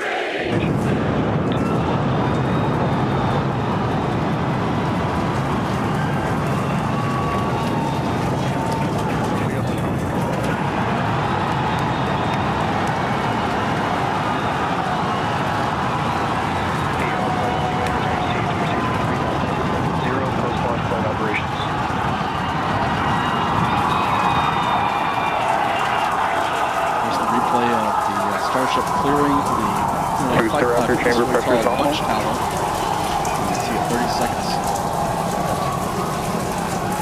33 seconds into the test flight. Yeah, I wonder if that is one of the engines tower flaming clear, out. we're into pitch over. Propulsion reports first stage engines nominal. What a sight from the ground cameras at Starbase. We're flying at twice the thrust of the Saturn V heading to space.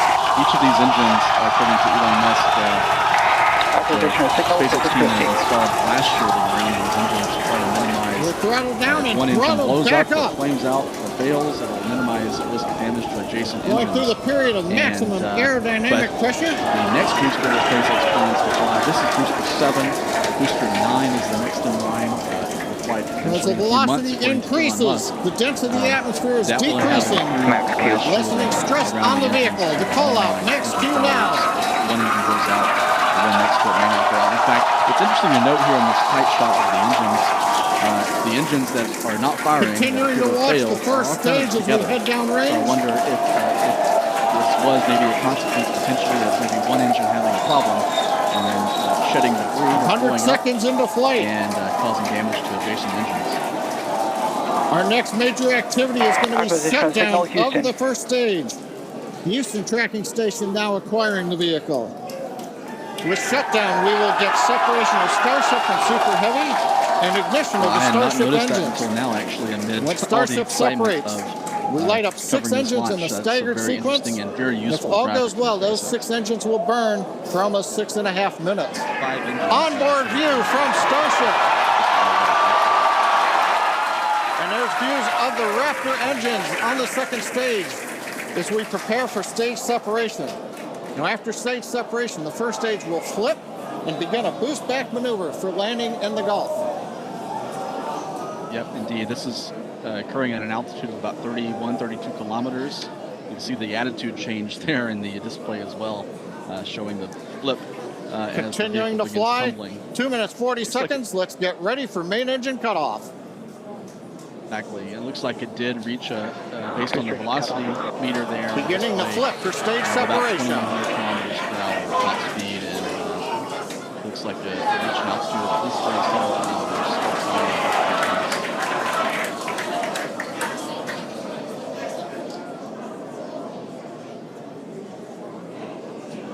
I think some of them are. In that plume, you can see the exhaust plume there. Not sure if those are the engines trying to fire for the boost back burn or not. It's a peculiar visual there. I'm not. As of right now, we are awaiting stage separation. From SpaceX. Where Starship should separate from the Super Heavy booster. Yeah, indeed. Yeah, Kate, right now it looks like we saw the start of the flip, but obviously we're seeing from the ground cameras the entire Starship stack continuing to rotate. We should have had separation by now. Obviously, this is does not appear to be a nominal situation. Yeah, it does appear to be spinning, but I do want to remind everyone that everything after clearing the tower was icing on the cake. There's the destruction of the vehicle. Not sure if this was a consequence of the weather forces or and there, as you saw, perhaps there's the Artemis flight termination system engaging to blow up the rocket. Inaugural integrated test flight.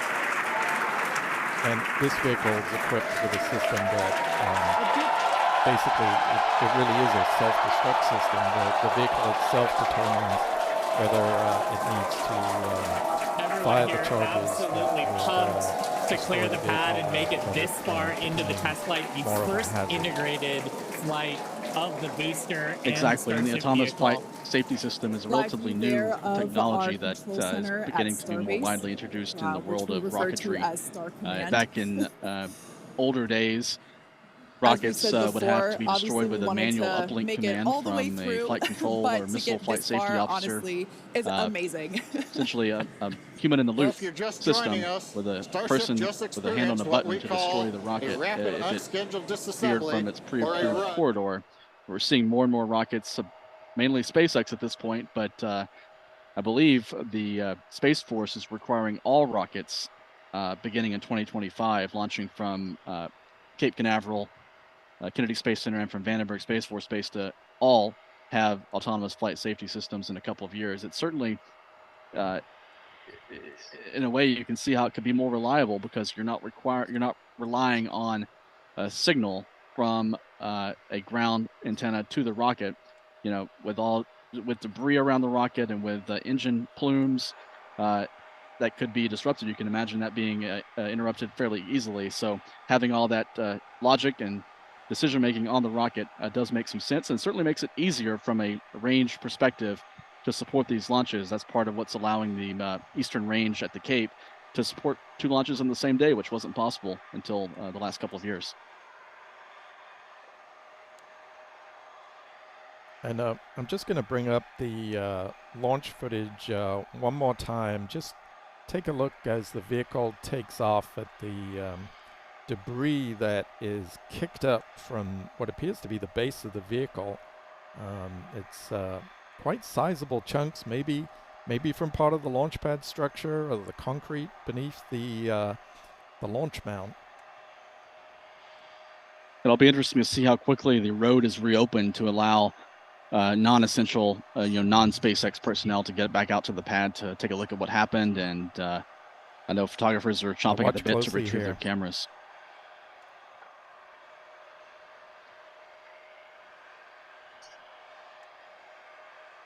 You see those quite large chunks that were thrown up from the base of the vehicle. And as you can see from the graphic, as soon as the graphic came up, we had 3 engines out.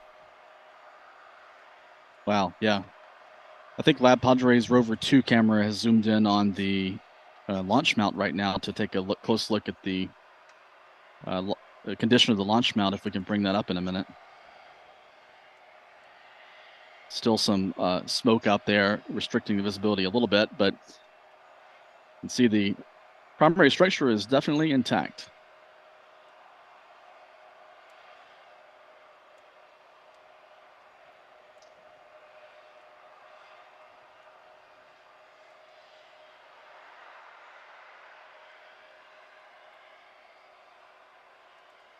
Seeing some venting there from that line. Not sure if that's intended or whether something sprung a leak there.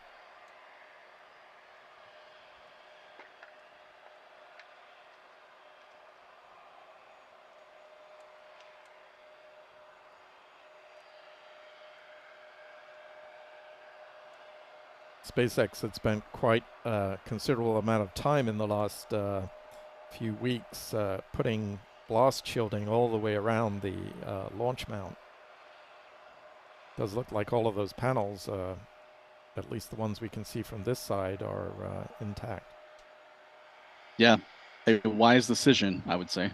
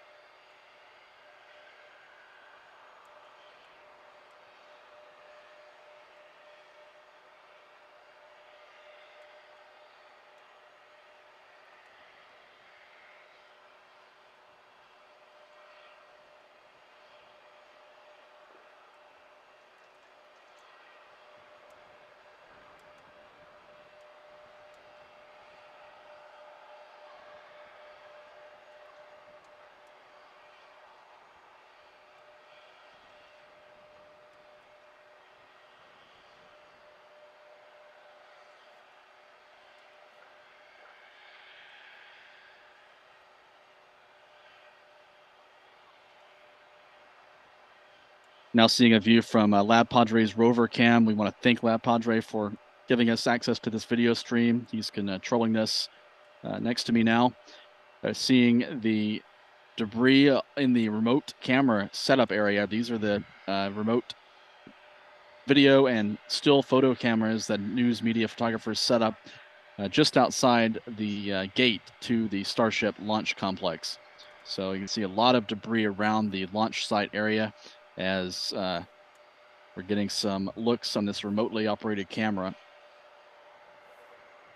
of the condition of all the equipment that was subjected to the blast of the 30 Raptor engines, 30 of the 33 Raptor engines that were firing at liftoff.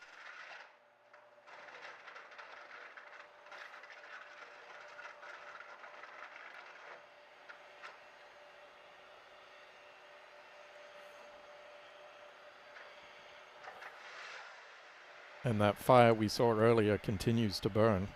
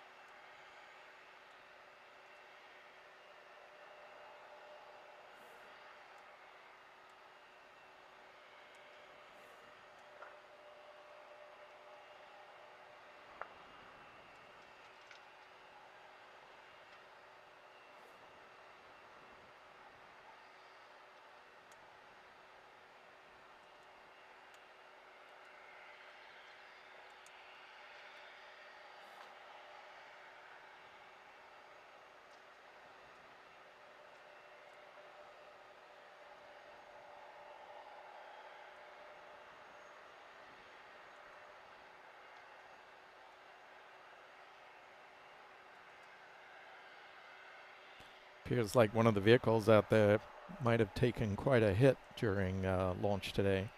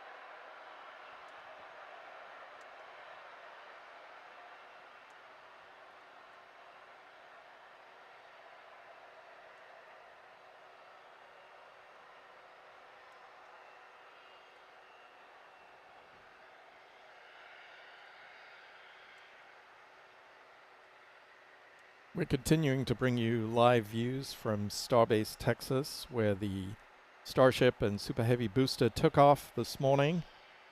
The flight ended about 4 minutes after liftoff. 3 of the engines appeared to not be firing when the vehicle cleared the tower, and another 2 engines failed. We also did not see separation of the Starship at the appointed time, and about 4 minutes into flight, the vehicle was apparently destroyed or broke up due to aerodynamic effects. We're continuing to watch views from our friends at Lab Padre. Their remote camera appears to have survived the launch. A lot of debris struck in this area. You can see some of the debris on the road in that shot.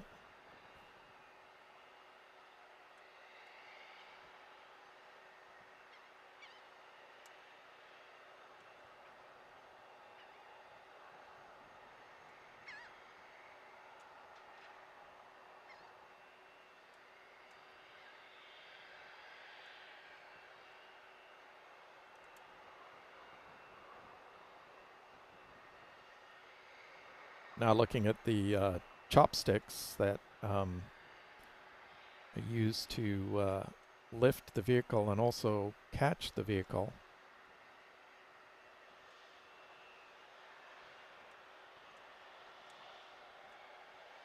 Although for this flight there was no plan to bring the Super Heavy back to the launch site. It was going to land in the ocean, a hard landing in the ocean.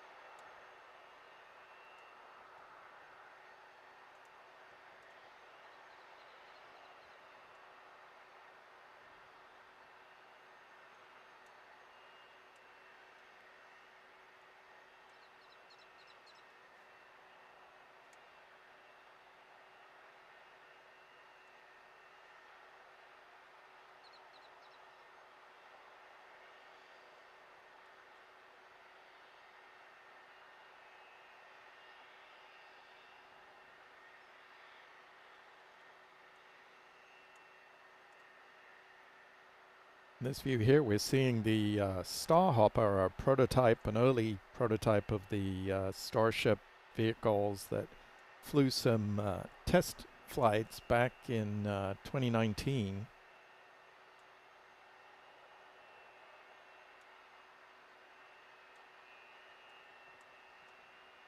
It's now used for mounting cameras and weather instrumentation. Not clear if it took some damage during today's launch. There does appear to be something flapping on the side there.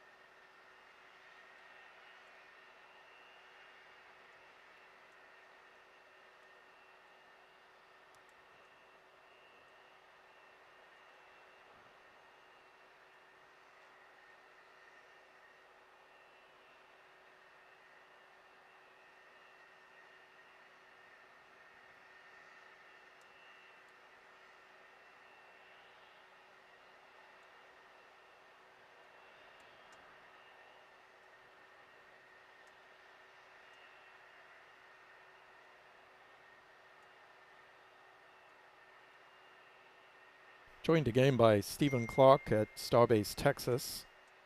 Stephen, it's been about an hour since launch. Do we have any further updates from SpaceX? Is there any sign of crews entering the pad area?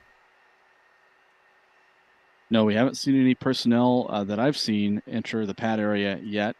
There's still quite a bit of debris out there that will require a cleanup. A lot of the pad systems can be nominally operated remotely. So we did see a fire at the launch pad and a plume of smoke that was visible for a few minutes after launch, but that has now been extinguished, it looks like. No sign of any fire out there now, but lots of damage that we're seeing, lots of debris around the launch pad. We've seen some damage to the propellant tanks, the vertical cylinders, which hold liquid nitrogen and liquid oxygen. Nitrogen is used for chilling and purging of the rocket. Oxygen is the oxidizer used for the engines. We've seen some of those tanks have dents in them, apparently from debris hits at launch, as well as we've seen some imagery of a large crater, a hole under the orbital launch mount where those engines ignited. It blew out a whole area of concrete under that circular launch mount, and it looks like there's a hole of some depth under that launch mount. And one of the things we talked about before the launch was how the 33 engines of the Super Heavy booster might damage the pad, particularly without using any sound suppression or water deluge system, as well as the decision not to have a flame trench for this launch pad, as most other launch sites do, even for much smaller rockets. They often have flame deflectors and flame trenches to minimize damage to the pad, along with the acoustic sound suppression water system. Neither of those are in action here at Starbase. So we'll see. I've said this before the launch, it's not just a test of the rocket, it's to test also the design of the pad to see how it holds up to these powerful engines, because SpaceX eventually wants to launch daily missions of Starship. And with the pad currently configured the way it is, obviously that's not going to be possible. So there will need to be some changes to the design and beefing up of lots of structure at the launch site, in addition to correcting whatever caused the Super Heavy booster and Starship to lose control about 2 minutes after launch, ultimately resulting in an explosion, or at least a disintegration of the rocket in the upper atmosphere. And we've seen a tweet from Elon Musk congratulating the team, and he said, learned a lot for the next test launch in a few months. Do you think that's feasible given the damage we've seen at the launch pad? I think given what we saw, I wouldn't rule out another launch attempt, another test flight this year, but I think at least a few months is probably what we can expect before they're ready to go again, just based on the repairs that are needed at the pad. We took them a couple of months to beef up the pad, and I expect at least a couple of months of repairs to get the pad back in working shape, and then they're going to want to move out. Once the pad is ready, they're going to want to move the next booster and next ship to the launch site for testing, and none of that can begin until all this is repaired and fixed at the pad. One of the big things I mentioned that we're seeing at the pad is this big crater under the launch mount, as well as dents in the fuel farm, the tank farm at the pad. That will have to be rectified, obviously, before any testing can even resume. Any ground testing can even resume at the launch site.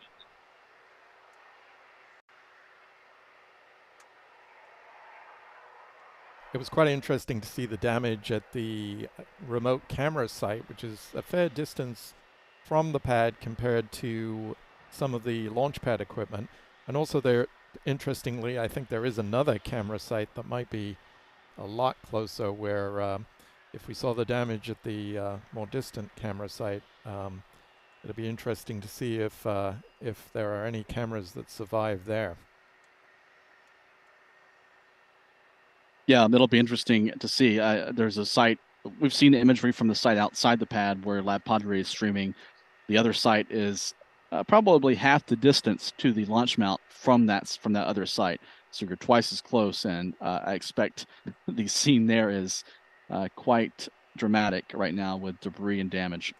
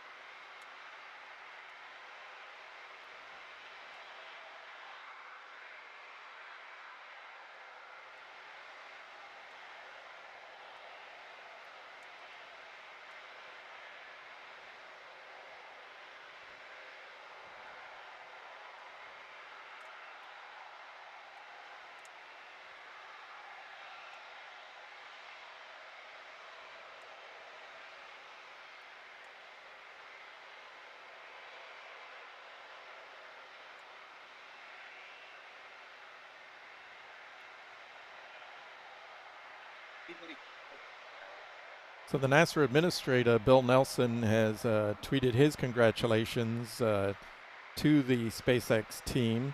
He said, every great achievement throughout history has demanded some level of calculated risk, because with great risk comes great reward.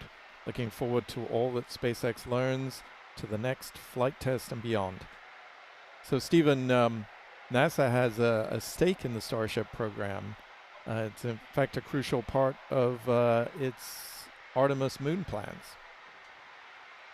You're exactly right, Stephen. The Starship, a derivative or variant of the Starship, is currently the vehicle that NASA intends to use to land astronauts on the surface of the moon in a few years' time. Currently no earlier than 2025, although all indications are that schedule is very optimistic, likely will be some years after 2025.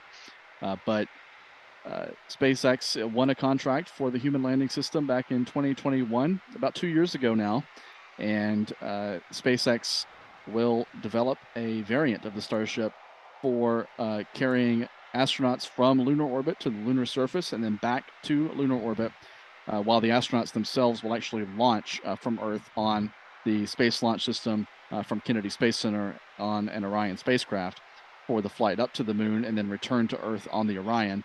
But the critical piece to get from lunar orbit to the lunar surface under contract now is SpaceX's Starship. And SpaceX obviously has to really perfect the launch sequence for Starship before they can move on to the next phase of testing that's required for the human landing system, which will involve in-orbit refueling. They'll need numerous launches to test out in-orbit refueling. We're talking at least 4, maybe more launches to refuel the Starship that's going to the moon. And then that's going to require obviously great strides forward from what we've seen today. This was a great first step, I think, as Bill Nelson said in his statement, but many more steps to come. And again, we're likely at least a few months away from the next flight test for Starship. And I suspect the in-orbit refueling demonstrations are probably a year or years away.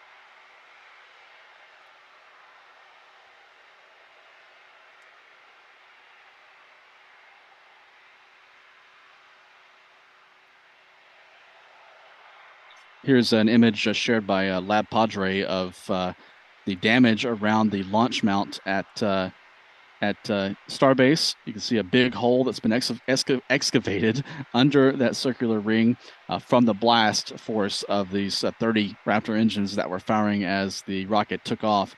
So another illustration of the damage done. It appears, the primary structure looks to be intact. The orbital launch mount and the tower and the chopstick arms and the quick disconnect arm all look to be intact, but there is quite a bit of cleanup and rework that's going to be required before SpaceX can even resume any ground testing, much less another test launch.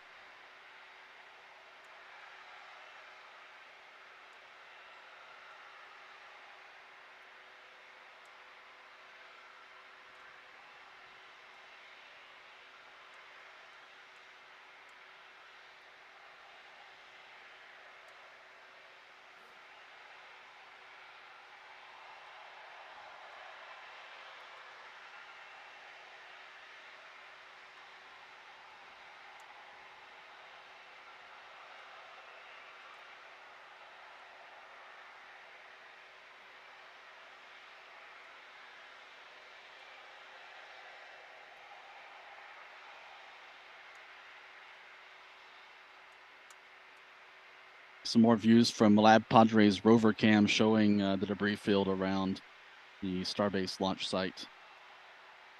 This debris was kicked up and really ejected from the launch pad area out into the surrounding brush and wetlands. that's the roadway. That looks like that's the roadway that heads out toward Boca Chica Beach. So you can see that roadway is now littered with debris.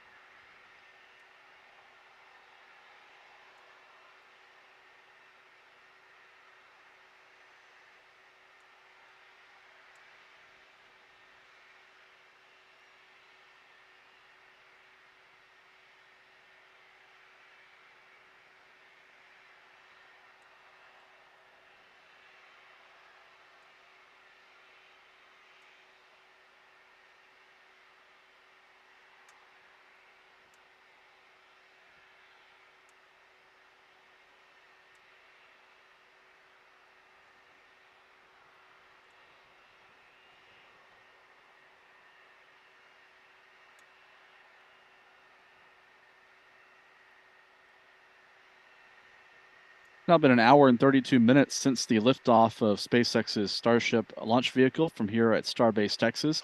I'm Stephen Clark, reporting live from about 4 miles away from the pad. We saw the Starship liftoff in a dramatic fashion at 8:33 a.m. Central Time, 9:33 a.m. Eastern Time. That's 13:33 UTC. And climb into the upper atmosphere. We saw the rocket begin to lose control about 2 minutes after launch. It appeared to also lose at least 6 Raptor engines in flight. Those engines shut down prematurely. 6 of the 33 were shut down before the expected time of engine cutoff. The rocket then disintegrated or exploded about 4 minutes after launch, after tumbling out of control for about 2 minutes up in the stratosphere. We're not sure whether that explosion was triggered by the aerodynamic forces of the rocket as it tumbled in the atmosphere, or if it was the command given by the autonomous flight safety system. Nevertheless, the debris was expected to fall in the Gulf of Mexico, downrange east of Starbase.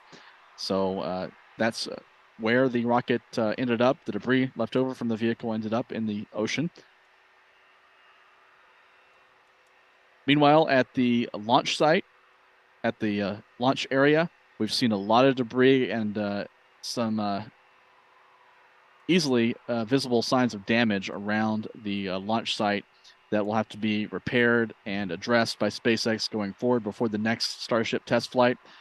That appears, my impression is that appears to be actually perhaps a more significant issue than the in-flight failures of the Raptor engines, although we'll have to see what SpaceX determines about why those engines shut down and also why the vehicle appeared to lose control about 2 minutes after launch. That was about a minute before the expected time of stage separation. So, and all in all, SpaceX says they learned a lot from this test. They got off the pad without blowing up the pad. That was one of the chief goals laid out by Elon Musk ahead of this test flight. The primary structure at the launch pad is still intact, although a lot of repairs, a lot of cleanup, and possibly some redesigns will be in work at the launch site before the next Starship test flight. We thank you for joining our live coverage. I've been reporting live from Starbase. My colleague Stephen Young is at Kennedy Space Center in Florida, also providing updates from there. Stephen, do you have any final thoughts on today's launch? Well, we were guaranteed excitement, and I think we got it. It was certainly a very exciting morning to be covering the space program. Yeah, it was. And the from my position about 4 miles away, I was gathered with some photographers, some local residents, also some tourists from around the country, and in fact from other countries as well, here at the Lab Padre Raptor Roost. And the anticipation and the atmosphere was very exciting. The drama, especially with that engine or that cutoff of the countdown, that abort just a few seconds before liftoff, where they recycled back to 40 seconds for about a 5-minute delay. During that time period, the feeling here was very tense. People were silent. It's normally been a very active, very lively crowd here, but for those 5 minutes leading up to the launch of the Starship, it was almost entirely silent here, just some murmurs and whispers. And I'll never forget that feeling of the anticipation leading up to the launch of the first full-scale Starship. This 400-foot tall rocket is the largest rocket to ever launch. So we did witness history here today. Well, thank you, Stephen. It was great to hear your experience there at Starbase. And just to let everyone know, we're going to continue to bring live views from Lab Padre's cameras at Starbase on our Launchpad live stream. And you should be redirected to that stream when we end our current stream here. And if not, you can find that on our channel page. So Thanks with that, from the Kennedy Space Center, I'm signing off, and over to you, Stephen. And from Starbase, this is Stephen Clark signing off. We'll have further coverage of the Starship test flight on our website, www.spaceflightnow.com. look out for a full recap of the launch there later today. We'll have video replays on our YouTube channel, and we'll have photos and video replays also on our YouTube channel later today as well. So look out for all of that. Our next planned live broadcast on YouTube currently, unless something changes, will be the next launch of SpaceX's Falcon Heavy, a rocket set to go from Kennedy Space Center next week with a commercial communications satellite that is scheduled for April the 26th. I'll be back at Kennedy Space Center to cover that when it flies. So thank you, Stephen, for your support. We want to thank Lab Padre for their support hosting us here at Starbase, as well as providing us some of their spectacular views that they have cameras positioned all around the launch site here, never missing any moment of action. And we want to thank Lab Padre for helping us bring you this live coverage. So until next time, hope you enjoyed our coverage. Hope you enjoyed the launch. Look out for a full recap later today, and we'll see you next time.